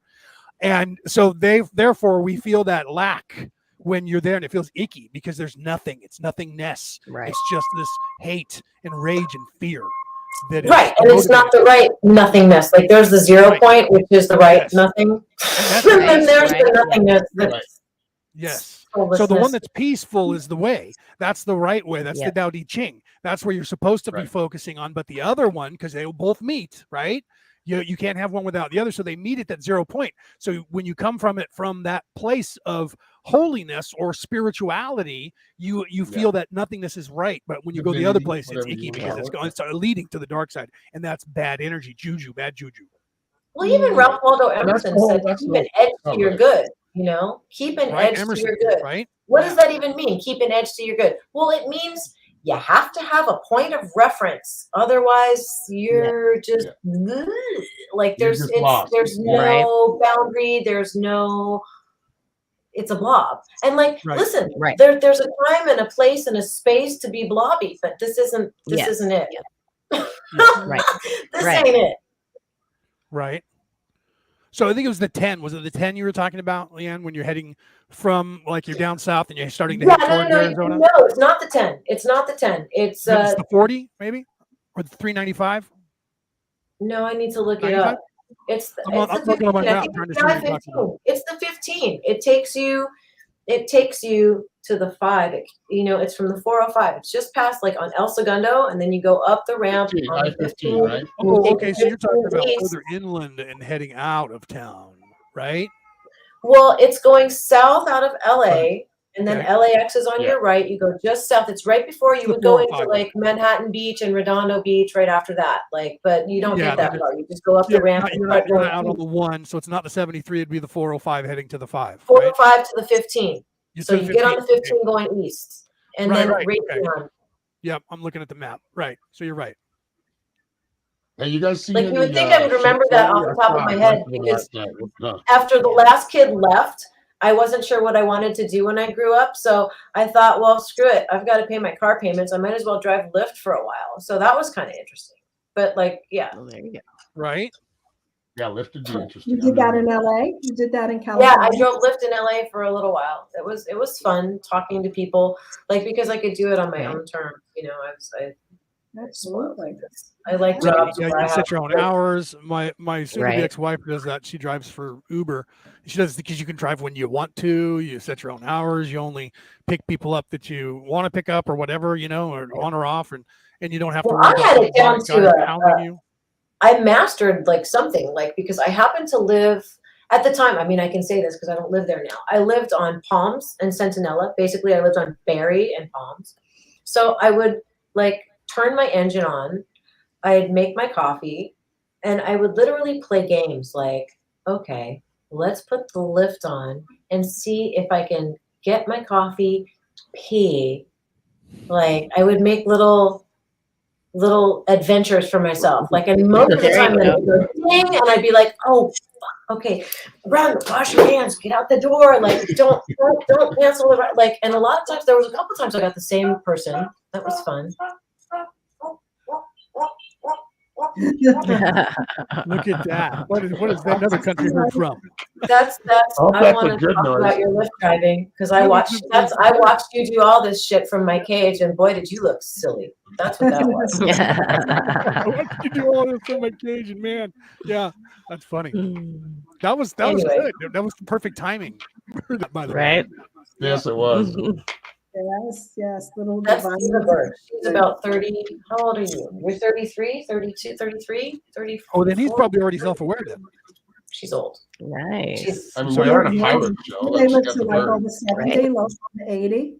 They can live in the hundreds, right? Yeah. Macaws live the longest, and cockatoos. The bigger, the longer, usually. Yeah. Yeah, I haven't. Yeah, I knew I had the big red one, like the pirate parrot. Mm-hmm. The thing was huge. You just stand on his shoulder and you just walk My around with it. sister-in-law has one. And she An uncle and a friend that had the gray She's like macaques. 40 years old now, and they do live very long. And should anything happen, her daughter will inherit him because they do live long, man. Yeah, I used to love doing. I used to go to the interested in my Renaissance and the birds. Scottish games, and they do the pirate games out here in California anyway. So I used to dress up like a pirate and go to those, and there was a couple of guys that would walk around with actual birds on their shoulder, and man, were they like everybody wanted to take pictures with them, right? And they put the bird on you. I've taken many photos where the guy put the bird on me, and I was standing with him, and other people got in the shot. And we're standing there, and they all want to take pictures. They all think we're all actors because we're dressed up that way, right? Although I've never joined an actors guild, but I've done it with the Renaissance and the guilds with the Renaissance. I used to go when you used to be able to interact and pretend. Right. And so I used to go down dressed up. One time I went down with a buddy of mine, and we walked by, and there was a brothel, and the women were up there, woohoo, and all this. And we were in character, and we started giving them a hard time. And the pimp came after us and chased us through town.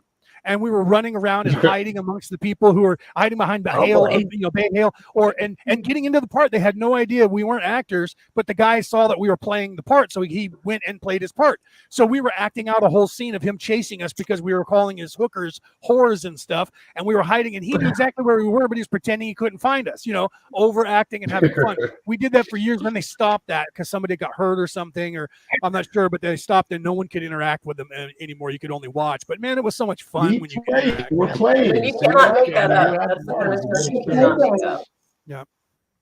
Yeah, it was a lot of fun to do that when you could play because no one ever got hurt, right? We never saw that, but it was fun because they're bored too because they're standing there and if your job is to be the pimp and all you're doing is talking to the people as they walk by, that gets boring. But if you can go run after somebody with a club or pull out your sword and come here, you, and then run after them, it's more fun. The day goes by faster. Everybody has fun. It's more authentic for the crowd, right?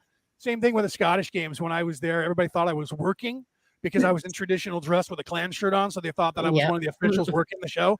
But because I had been there, people would come up to me and go, when exactly is it that they do the shot put? I'm like, the hammer toss and the shot put is going to be in the stadium at 2. I know that because I bought a program right when I came in.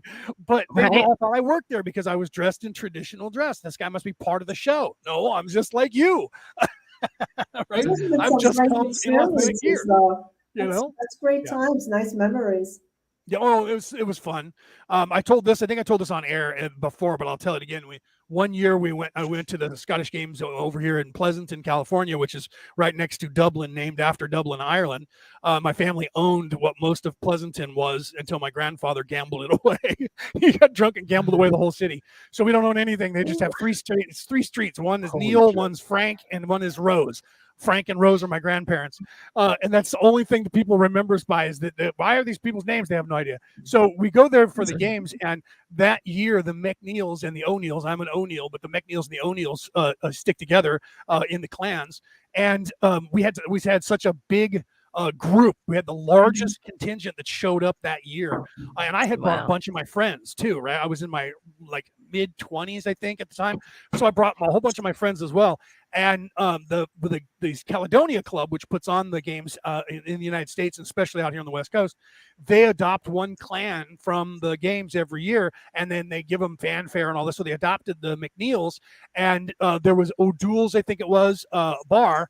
There are Murphys, I think it's over there in Dublin, and they shut down 3/4 of their bar for the weekend, Friday, Saturday, and Sunday, for the McNeil clan to go there. Wow. And we went there to play pool and drink, and McTarnahan, old man McTarnahan from McTarnahan Ale, shows up at the pub and brings a whole entourage and says, everyone in here that's a McNeil or an O'Neill or related to the clans gets to drink McTarnahan Ale the entire time I'm in this building, and I want everybody's cup full at all times. So we got to drink for free and party with old man McTarnahan, who showed up in full traditional dress. Then the next day we find out that he filled up ice chests, 2 of them, and brought them to our clan tent and told the people to show up once an hour and fill them up and keep them full for the weekend. So needless to say, the McNeils we were eliminated from every competition because we didn't show up. because we were all drunk. Right. No joke. We're all drunk. We didn't show up. We're all laying on the grass drinking all day long. So every single person who was in every event was disqualified from the events. They didn't know what was going on. And then the word got out that we were all drunk. So then when the gathering and the clans comes, where everybody marches out there. Now, mind you, when this is being done, it's in the first week of September. So the temperature is like 115 on the field. So the kids are wanting to go and march, and they're waking us all up. We're like, all right, fine, let's go. We all pick up a bunch of ale, and we're shoving it in our kilts and sticking it in our stock, right? And we go, and then we have a glass, and we march out at 115 degrees. And when they're naming the clans and they get to the McNeils, they said, "Oh, look, the McNeils finally woke up and decided to come out for the marching of the clans." And we all held up our drinks and went, "Huzzah!" And we got a standing ovation from the crowd. Because we were still drunk. I remember playing a place in Idaho. We were playing drinking. We had so much fun. That's the kind of stuff that, like Leanne was saying before, when you got to play in the mud, man. You got to get dirty and play in the mud. You make mistakes and you learn from them, right? I mean, you do dumb shit. Like I remember playing a place in Idaho Falls, man. And I'm telling you, I'm not one to like say racist, because I don't do that. But yes, that place kind of felt a little racist. Like we got there and we're a blues band, and I write most of my own stuff. Right. We got away with that because smaller clubs, whatever. And people, like, we played catchy music. We wrote catchy music. So, it's the blues. I mean, right. Yeah. Eventually Can't go wrong like with blues, right? So yeah, we played the first night and people are like, I mean, dude, I thought they were going to throw beer cans at us and shit. They're like, I mean, I was nervous. They're like, play some AC/DC or, can you play Metallica? I'm like, oh God. Yeah, I'll play. I mean, I learned from that experience though. Anyway, I'll tell you later. But anyway, that's what you do, like the Blues Brothers. Day, we were supposed to play there for 2 nights. Rowdy Yates. The first night we played, we got done. It was painful. The second night, we booked ourselves. We first got booked in like this hotel right off the freeway, so like you could hear the freeway. It said, "Don't make sure you clean your blood up in the bathroom." I mean, it was that kind of seedy place. So we ended up booking a place like a resort right next to a golf course. We ended up getting for a really, really affordable price. But anyway, that doesn't matter. So they had a wine room, right? They had a happy hour at the wine room. We're supposed to play that night. They had wine at like 7. We went on at 9. And I mean, all I remember is the lady going, "More wine, more wine." And every time she said that, I filled it up. So me and my bass player sitting there going, "Oh God, dude, we're looking at each other in the wine room as we're still drinking wine. There's no way we are playing this gig tonight. There's no way." I mean, we've been drunk and played before, but I mean, we were soused. I think we drank probably a box of wine just between me and him. That lady was evil. She kept feeding it to us, like, but you learn from that stuff. Temptation, brother. Temptation. Oh man. And she wasn't evil. She was doing her job. She was making us happy. Yeah. But yeah, it was fun. That's the kind of thing. Although they were kind of a bad experience, but I think it's like you get the whole thing. So people that kind of fall for or are kind of coming across in a way that is their own expression of how they see it at that certain time, there's nothing wrong with that, because you're going to learn. You're going to learn eventually what it, I don't want to say a certain deity. I don't want to say any of that. I want to say you're going to learn what that source is eventually. You keep going. You're going to learn through karmic debt. You're going to learn through cause and effect. Yep. And that's really, I think the thing is just living. I mean, how do you want to live in this world? What do you want to see? What changes do you want to see? And go for it. What is it you want to accomplish? The beauty of that, Aaron, is that people, and this gets back to, and then I want to make sure that I go back to this, gets back to what Teresa was saying with where there's some people who just can't and won't change. Right. The weird thing about the way this is set up is those people, you guys that are out there that don't want to know any of this, don't have to know any of this to graduate. That's the weird part, is that they don't actually have to do that to actually graduate. All they have to do is make the choice within themselves to be either a good person or a bad person, and then live their life, like Aaron said, live their life the best way they want. And that doesn't mean they're not going to graduate. That doesn't mean that they're not going to get there. A few hundred more years than somebody else. Right? That's part of the beauty, I think, of everything, because we have all of that to see and witness, right? we observe. Yeah. And so I think that's part of the beauty of it. And I'm starting to understand that. And I remember when it wasn't too long ago, a few years back, I was like, no, we have to beat evil. No. Evil's there for a purpose, and you don't beat it. It beats itself. And that's what's becoming apparent to most people now. Just us doing better, like putting more good into the world. All of us, individually, with our communities, with whatever that is. I mean, that's what we talk about all the time on here. And what I talk about, when I'm giving readings, and what Teresa talks about, and what Leanne talks about, we're talking about just really come at it from your own expression. Don't be afraid to make mistakes. That's right. I think that's, oh God, if I do this, if I make this decision for my own freedom or for others' freedom as well. Yes, something bad's going to happen. Right? People say, I mean, I live a very respectful, I'm a very humble person, but in a quick second, if you, feel that you have to do this, that, go what you got to do. I don't Right. Yeah. Well, and even off-world, it's the same off-world that it is here. People think that it's going to be different. It's not. I just did, 23 episodes of the interview from Roswell, New Mexico, of the alien that, quote unquote, finger quotes in the air, never existed.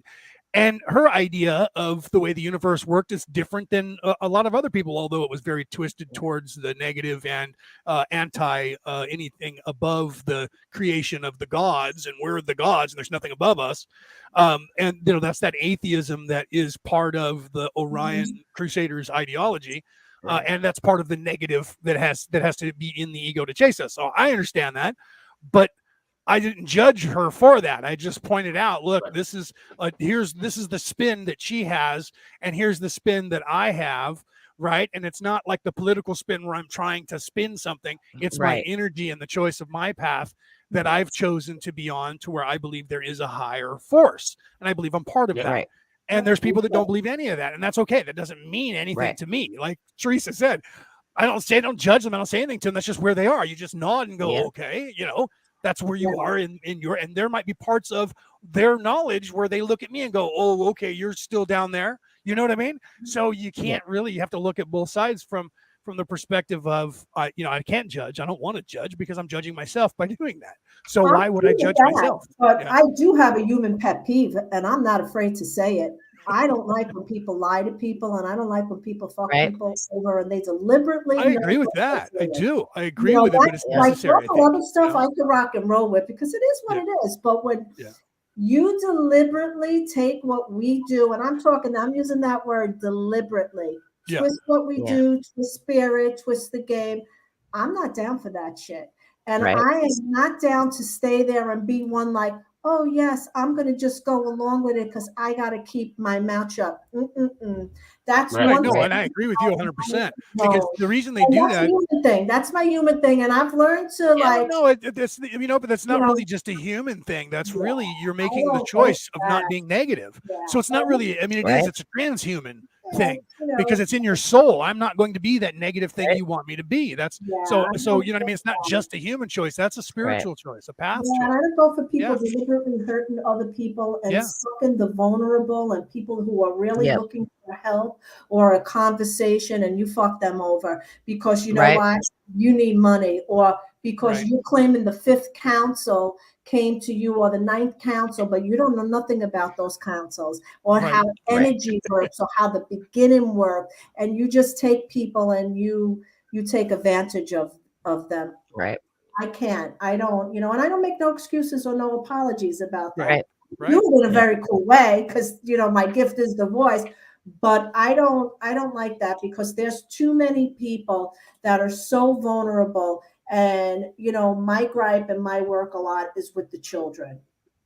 I don't, I've seen things on the dark web that my own consciousness had to balance out, and not let fear overtake me because I've seen some of the things they do to those children. So you can't unsee that. Yeah. So for me, it's like, that's my human thing. But other than that, I could kick it with anybody. I'm very cool. I can laugh. I'll smoke a joint with you. I'll have a glass of wine with you. Things like that. If you're a real channelist, I'll tell you, wow, that was a cool channel. But when people start like manipulating, everything. It's like there comes a time like, okay, we're not talking about people who have to get there or who people who want to. We're talking when I talk, it's about those things that I'm very like, it's deliberate acts because people deliberately do this to other people. And I don't think that that's cool. I think that that could be very harmful and hurtful to someone who is in the playground, getting their hands dirty, making mistakes. But you know what? That doesn't mean that because that's happening. Now you're talking about intent. You're talking about the intent of somebody. Yes. Right. Yeah. Right. You don't take advantage of somebody because they're in a playground being vulnerable. That's not your cue to come in and like, you know. Right. This is the way, hey, no, we know what they're doing. They're saying, okay, this is my playground and you have to play by my rules. That's what they're trying to do, right? Yeah. And that's whether that's somebody manipulating somebody, which yes, there's plenty of that going on. Oh yeah. Yeah, that's my only. Otherwise, somebody wanting control of people or wanting the fame of something, especially on live streams. I mean, I don't want fame. I do want the show to grow. Right. If you wanted fame, you wouldn't be talking about this stuff. Yeah, if you wanted fame, you'd be talking about something different. Yeah. Right. You want the show to grow, but you're not going to get 100 million views, right? We do. And I charge for the readings I give. And you should charge for the readings that you do. Right. Absolutely. I'm not lying to people, but I do know, yes, there are people, but you know what? Low energy. Go, if somebody, I've been screwed over a few times. Yeah. They need to be screwed over a few times before they realize, okay, I'm not going to play this game of 3-card money. Okay, I'm done. Right. I'm done with the shell game. Until they say that to themselves and start to follow people or really look to themselves and their own authenticity, but really, because I can take a lot. There's a lot of people. Every one of you I take from. Yep. I listen to. Me too. So it does come from the outside. Those differences in opinions, those matter to me. Yeah. To do the job that I do and do it well, I need to be able to see things from a lot of different angles and a lot of different ways that things can happen. So you know what I mean? It's just the way my brain works. That's how I do it. No, that's the only way that people should think, Aaron, is exactly what you're talking about. You have to be not the only way, dude. You don't have to. Right. Right. You have to have that within yourself to be able to be humble enough to say, I don't fucking know everything. And even if I thought I did, I should know by that I don't know anything. Right. So anyone who says they think they know everything, they are absolutely not. Because if it has to be this way. The first thing you learn is you know nothing. We do is show keys. All we do is give you keys. I mean, hopefully give you a key that you're willing to take and do the work and see if it works out for you. Right. And keys that I've used proven over time. Right. And that's, we do charge for our work. We do charge for some of the things we do. And I don't feel bad for that. I feel like anybody I bring into I want to bring people provide with a service and for honesty. People should pay anything for I do. I don't want to be. Right. Yeah. What was that? So all my videos that I do on Facebook, that's pro bono. Because I can do it. I'm confident enough that I can, and I'm not afraid to call it out. So all that, that goes beyond a little bit the spirituality, that brings it in, that's pro bono. How I make my income and what I invest in, and I've had a lot of hard times and a lot of great times and stuff, that's something different. But now when I sit down with some of my clients, my people on Facebook could never afford to sit down with it because it usually goes above and beyond something different. We're not talking about, this is deep soul thing. Yeah, I know what you're talking about, Teresa. I've known you for a long time. But as far as Facebook, this is my privilege to give back and to do pro bono because that's just what I do. But it also gives me the opportunity to be free because I'm not under that guise that I'm making money solely from that I got to foot to the tune just to be accepted because I don't roll that way. And that's a very liberating thing for me. But yet I have a heart of gold. I'm very humble, and I'm also at times very stubborn and sometimes I'll just have a blow up or whatever. But that's in my everyday dealings. I'm not afraid to say, gee, I really acted like a real Pop-Tart. You know what I mean? Passionate. You're passionate about your work. The thing is that, like I said, I believe that people who are on a true journey and have true gifts to offer, and I use that word true because, again, for me, it's that intentional, deliberate act of hurting people. Now, you're not on no ninth council. How do you know? Because you can't articulate anything that is for the goodness of humanity, and bring something that you could tell people you have to work, and you know what, work it and be sincere about it. And then let's have another discussion about it. Tell me what worked for you. Tell me what didn't work for you, things like that. Right. So that's like my pet peeve. So like in the spiritual community, a lot of people didn't like that about me, but I don't owe them nothing, because you know what? The only person who's going to save me is going to be myself. And anybody who interacts with me, they'll say, Teresa, you know what? She's a real person, and she didn't sell me something that put me down the loop, and I think that's a lot that we're going to see more of that, because there are a lot of great things going on now and people are realizing that. But I've been saying that what's happening now, I've been saying for many years that all this was going to occur. And I see a lot of people, and Aaron could attest to that because he knows me for a long time. They're all fumbling, they're all falling, they're all cracking up. I might be cracked, but I'm not cracked in that. But so you're gonna love me, you're gonna hate me. I don't like let's say, Leonard, like I tell you, like there was a little tension before between you and I, but no, there's nothing to be tension, because I am not questioning your work. I'm just saying, dude, I could respect you. I just roll a little differently, but we're getting there. And this has been my experience, but by no means am I taken away from your work, because if I thought you were a Pop-Tart, I wouldn't even be conversing with you. I would say, all right, blah, blah, blah, this and the other thing. You know what I mean? Right. And see, that's why I made sure to clarify that, because I didn't intend to come across like it was adversarial or anything as well. And I realized that we got there and I was like, wait a minute, this is not where I intended to go with this. I need to get away from this. And that's why I was like, no, I'm agreeing with you. I wasn't even thinking that. I'm not like, when I roll, I'm just having a conversation. Right. It goes. Go ahead, Leanne. Go ahead. It's not personal. You know what I'm saying? Right. No, agreed. Right. Go ahead, Leanne.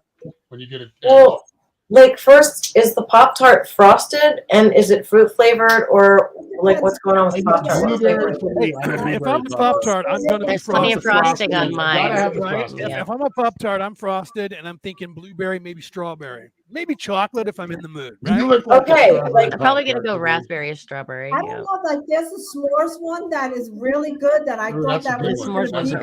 My granddaughter let me taste it. I was like, I'm not into this, but that's pretty good. When I was little, I would like the strawberry ones without any frosting on it, and I would break the corners. I would eat it like corner by corner, and then I would pull it apart, and then I would scrape out the stuff and eat it, and then I would eat it. I'm weird. I'm really like. I ate the crust off first. Yeah, I always had to eat the outside. The same thing. That's what she's saying. Take the corners and the sides off first, right? Sometimes I would do it. Sometimes I would just break it in half and start in the middle and go, oh yeah, I want to get right in here. Right? Did anybody ever toast their Pop-Tarts? Yes, in the toaster. Yes, I did. Yes, because like I loved them warm. Actually could eat them either way, but the plain strawberry ones I could eat without. And the cherry ones, it was strawberry and cherry that I liked. You can eat those without frosting; they were so good. I like the cherry one. I don't eat them now at all because I'm type 2 diabetic, so I don't even look at them. But back in the day when I was a kid, then they were those were good. I graduated to the toaster strudel. I always said NASA had the wrong idea with the stuff they're using on the outside of the space shuttle for re-entry. I said, you get a little ding in that and it doesn't work. I've put this Pop-Tart in the toaster in a microwave, and that frosting never, ever, ever runs, man. You guys need to put this on the space station. Get a spackle knife and just like a little putty knife and fix it. Put that right on the rockets for re-entry, and there's no going to be burning up in re-entry. That thing survives a nuclear explosion in a microwave, for crying out loud. Space frosting. Right. Yeah.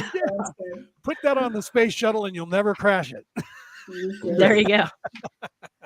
Well, I think we're going to wrap it up here pretty soon. Blueberry hash browns with loads of what? Is that butter? What's that little symbol? I think that's blueberry hash brown with loads of butter, or I can't tell. Blueberry hash brown with loads of. I don't know what that must be an Irish thing, dude. I don't know. It's got to be an Irish thing, yeah. Loads of syrup for coffee. I'm not Irish. Well, I would do that. We put syrup, butter and syrup on our hash browns. I get what he's saying. I was born in America, but we're a very Irish Scottish with loads family. of So chocolate. yeah, see, Blueberry hash browns with loads of chocolate. you have to remember that the Irish are traditionally poor people, so we made a lot of weird stuff like that, and they became traditions. But right? salt and sugar is good, Right. like chocolate Right? and Yeah, hash browns. you need all That that. sounds really good. The starch and the sugar is good for you if you're poor because you need those to survive. So when you're Right. poor, Stick potatoes to are your great. ribs, as my grandma used to say. Stick to She your was ribs. That's like, what Grandma said to me too. Right? Yep. So stick to your ribs. oh yeah, let's get some food in you that sticks to your ribs. Yep. And then stand up straight there. No one likes a girl who hunches. Who hunches? Yeah. Who says that? Who says that? Who does that? My Grandma. My grandmother Who had a said that? bowl and decided not to do it. My grandfather did too. The more my grandfather drank, the more Irish he became because he'd lose his English accent. My grandmother she could turn it on and off whenever she wanted. All right, but Grandpa he'd start drinking and you know it. And people tell me I do that. When I get really drunk, all of a sudden, like Peter tells me that when I'm talking to him, we'll be sitting at night and we'll be drinking, and he laughs because he says you become more Irish the more you drink. I said my friends tell me that I lose my speech, my American slang, I lose it, and I start talking like I'm from Ireland, and that's just the way my family is. And I tell people this is a joke that I made up, but when they were trying to figure out what the land of Ireland was, the king sent some men to go and find out. And when they got to Ireland, they didn't know what was going on. The first thing they ran into was an Irish pub. So here the English come marching up to the Irish pub, and a couple of Irish guys crawl out because, we never walk out. That's another joke entirely. Did you hear the one about the two Irishmen who walked out of a bar? It can happen. It can happen. So right, if you're Irish, it can happen. They come walking out, they come crawling out, and they're looking at the guy. And of course, I got to take my glasses off. You can see they got one eye. They're trying to focus. And he looks at him and says, "Oi, who are you?" And he says, "Well, my good man, we have been sent from the king to come and find out what this land is. This land is our land. It's our land. Go back and tell your king this is our land." And what they were saying was our land. This is our land. But they were drunk. They were Irish. So what the English heard was Ireland. This is Ireland. Right, this is our land. You're right? the joke, dude. Go and tell You're the killing king it. this is our land. They went back and they said it's a country called Ireland. I don't know. So that's the I gotta origin wrap of it how up, Ireland guys. got its But, thank you very much for Teresa and Yes. Leanne to come Leanne. on Nice tonight. to meet I know you, it got Leanne. heated, but Very nice. y'all handled it like champions. Yes, it was a great And conversation. yeah, I we think. got to do this again. This was a lot of fun. I had a lot of fun with y'all. So. Yes. I Thank you enjoyed so it. much for having me. Enjoyed it. Thank you for having Yes, me. thank you, Leanne. Thank you. Yes, And yes, let me get Oh, this here real quick before anybody leaves. Nobody leave in the chat. Stay right here. Stay right here. So check out our virtual retreat coming up on March 19th. Tickets are on sale now. I thought they were on sale, but I didn't actually activate them yet. So they are on sale now if you want to go get one. Leanne is going to be part of it. Leonard's going to be part of it. Norma's going to be part of it. I'm going to be part of it. And then Mike De La Pena, he'll be on probably next week. Or I don't know. Actually, he's not getting the internet very well out where he's at, right? But anyway, yeah. He will be part of the retreat. So if you'd like to, just go to my Facebook page, and you can go to event in Awakening, Vernal Equinox. This is a big one. Vernal Equinox Spring. No, it's the Sacred Awakening Vernal Equinox virtual retreat. Yes. Woo! On the solstice. That was a lot. All right. Spring solstice. solstice. And say it 10 times fast. Do it. 10 times fast, right? Yeah. Agreed. So hopefully we can have both of you back on here in the next few weeks. And this was fun. Right. Yeah, it was. So thank you all for watching. And yes, we're gonna put this up on the podcast. Thank you, Leanne. Thank you, Sweetie. Yeah, let us know. Let's see. Let's start with Teresa. Why don't you let people know where they can find you and find your work? I'm on Facebook. I'm on YouTube. I'm on Twitter. Oh, excuse me. I don't know how that just happened. I'm on live. Right, when you're live, things happen, right? On Instagram, like I said, a lot of my work that I do on social media now is pro bono because it just is what it is, and we can do it. Private sessions you could always book with me through Facebook, but we're just here on a journey, and you'll find me. I believe like this. I believe that the message is going out. It's in the air, and who will find us, just will, and it'll just roll like that, you know. Awesome. Thank you, Teresa, very much. Thank you. Much gratitude to you for joining us tonight. Leanne, let them know where they can find you, please. Wow. Well, I guess, have a presence on like Netflix and HBO from what where I used to play. Can you ever tell Teresa what you were in? All right. I was in the movie 16 Candles. I was in a movie called Baby It's You, John Sayles. I was in a movie called Brother from Another Planet, also John Sayles. That was a great movie, by the way. Go ahead. Like what else? I did another movie called The Girlfriend from Hell, which was on a shelf like for about 30 years. It's gotten rebooted. So I think you can find that like at Best Buy and Target and probably on Hulu, Netflix. Well, I don't know about that. Like, I don't know. It's on Blu-ray. It's a Blu-ray release, and I did a little extras interview. So really? yeah, that's kind of interesting that resurfaced. But so yeah, so I've done a couple little TV things like 21 Jump Street, like back when I was younger. And then really, like, I stopped because I had kids. You know, I wanted to be a mom and not, like, my multi-dimensional behavior really, I reined that in to have 3 kids. So, like, I worked a little bit. And now, being with my mom, I guess you can just sort of find me. You can look at my light language every day on YouTube, on the Riding the Frequency channel. Like, gosh, listen. I'm not so good at talking about myself. Oh man, I've got music up on SoundCloud. I can't see this. Leanne is blushing. Are you on Facebook, Leanne? I'm on Facebook. I have a private page on Facebook. I have lots of pages on Facebook that I have a hard time like keeping up with. But I've got Instagram. I've got Riding the Frequency. I've got SoundCloud if you want to listen to music. My mom's stuff is up there. My daughter's stuff is up there. Collabs between my daughter and myself are up there. That span from like 2010 to now. My mom's stuff is more like 1950s stuff. So I'm around-ish, and I'm easy to find. And once you find me, I'm pretty easy to talk to. Like, and I don't charge anything because I don't really do anything to yet. Very cool. Yet. Yeah, yeah. I don't know. I'm just being me, like, and I'm happy to hang out right now. Yes, I'm gonna make sure you check out Riding the Frequency. Go like her page over on the. I think she's got one. I have to put this down because I can't remember. What is it called? Riding the Frequency, and it's FREAKWENCY. Like, and the idea was to like have little fireside chats with people that I really admire. And I started a little bit, and I'll get to more interviews. Like right now, I think I want to upload my last progression. You got your own role. I like what you did with the word frequency. To write some songs together. Yeah. I would love to do that. With the K and the W. I like what you did there. Yeah, I do too. Thank you. Yeah. Very cool. That's kind of cool. That's actually very cool. And those of you out there, I'm not going to give you what Teresa and I just got. If you guys got what she did and why, good on to you. If you didn't, then you're going to have to either figure it out or contact Leanne, because that's one of those things you have to understand and know why she did it. And we kind of have to figure that out for ourselves. Yeah. Because if we told you, you might not get it anyways. Not because you're not ready. It's because it's one of those things you have to understand. You look at it and then you go, you know? Right? Yeah, you kind of have to understand the twist and the spin that is perfectly spiral on that. Yeah, it's cool. That's good. All right, Leonard. Let us know. Okay, so most of you people out there know me, but if you don't know me, my name is Leonard O'Neill, and I am the owner and creator of Ancient Aliens Worldwide on Facebook, which is the largest Ancient Aliens or any kind of alien hunting thing on the platform.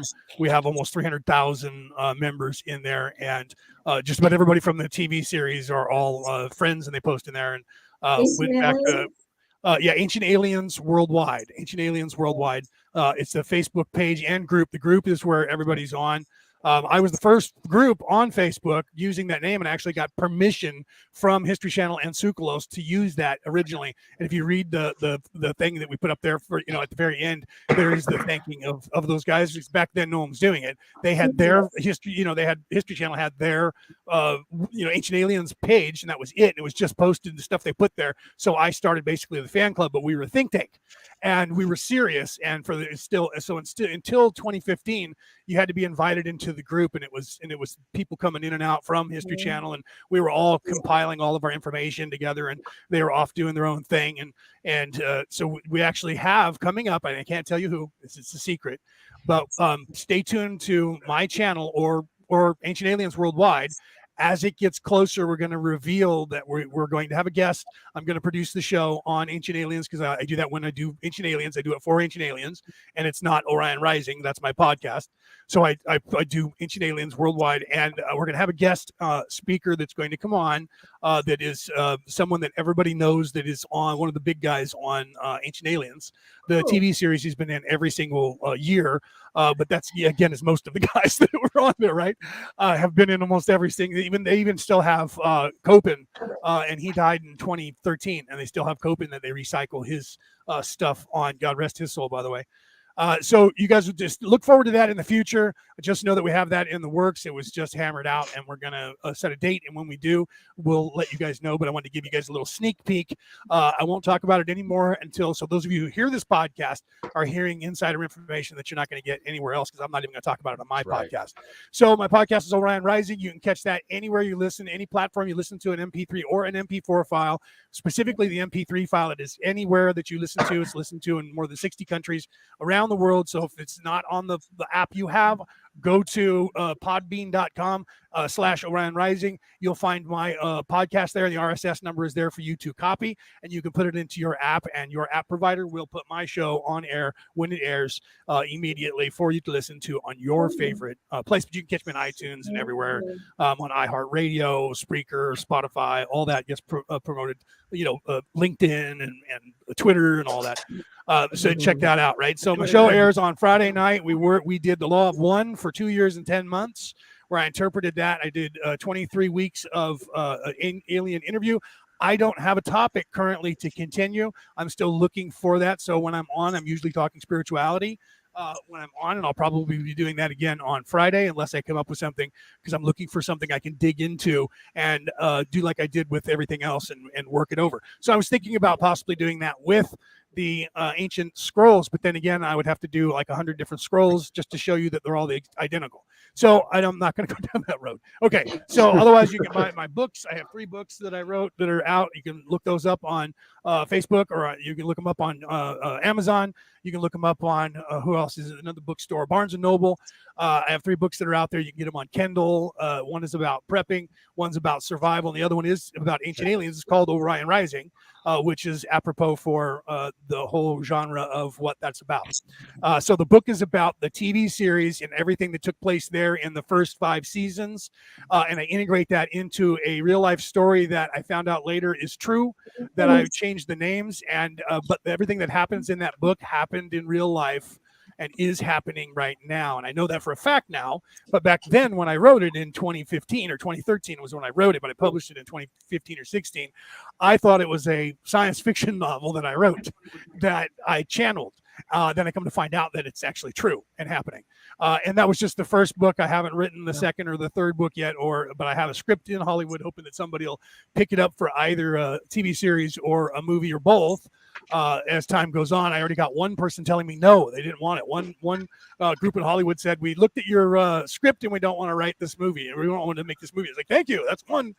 But keep them coming. The more negatives I get, the more people I'm actually looking at. Yeah, maybe I'll get the movie. Right?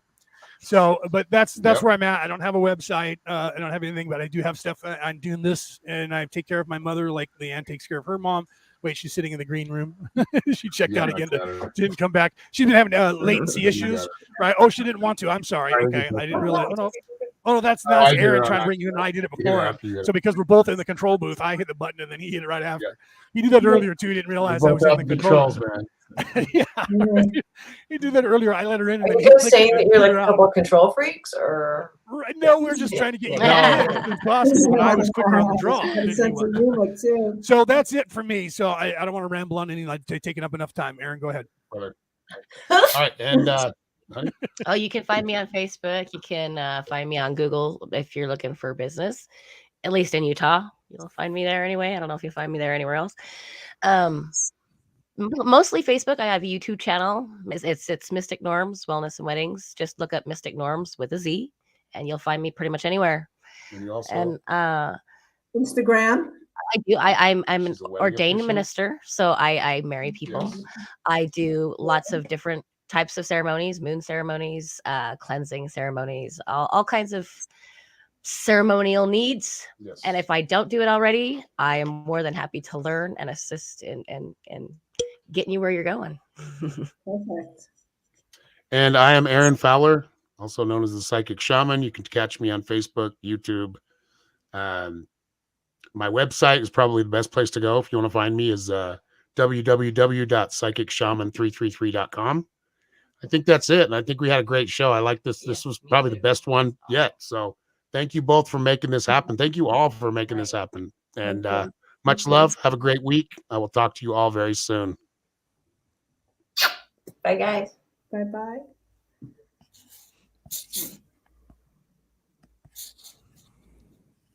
So, yeah, are we on?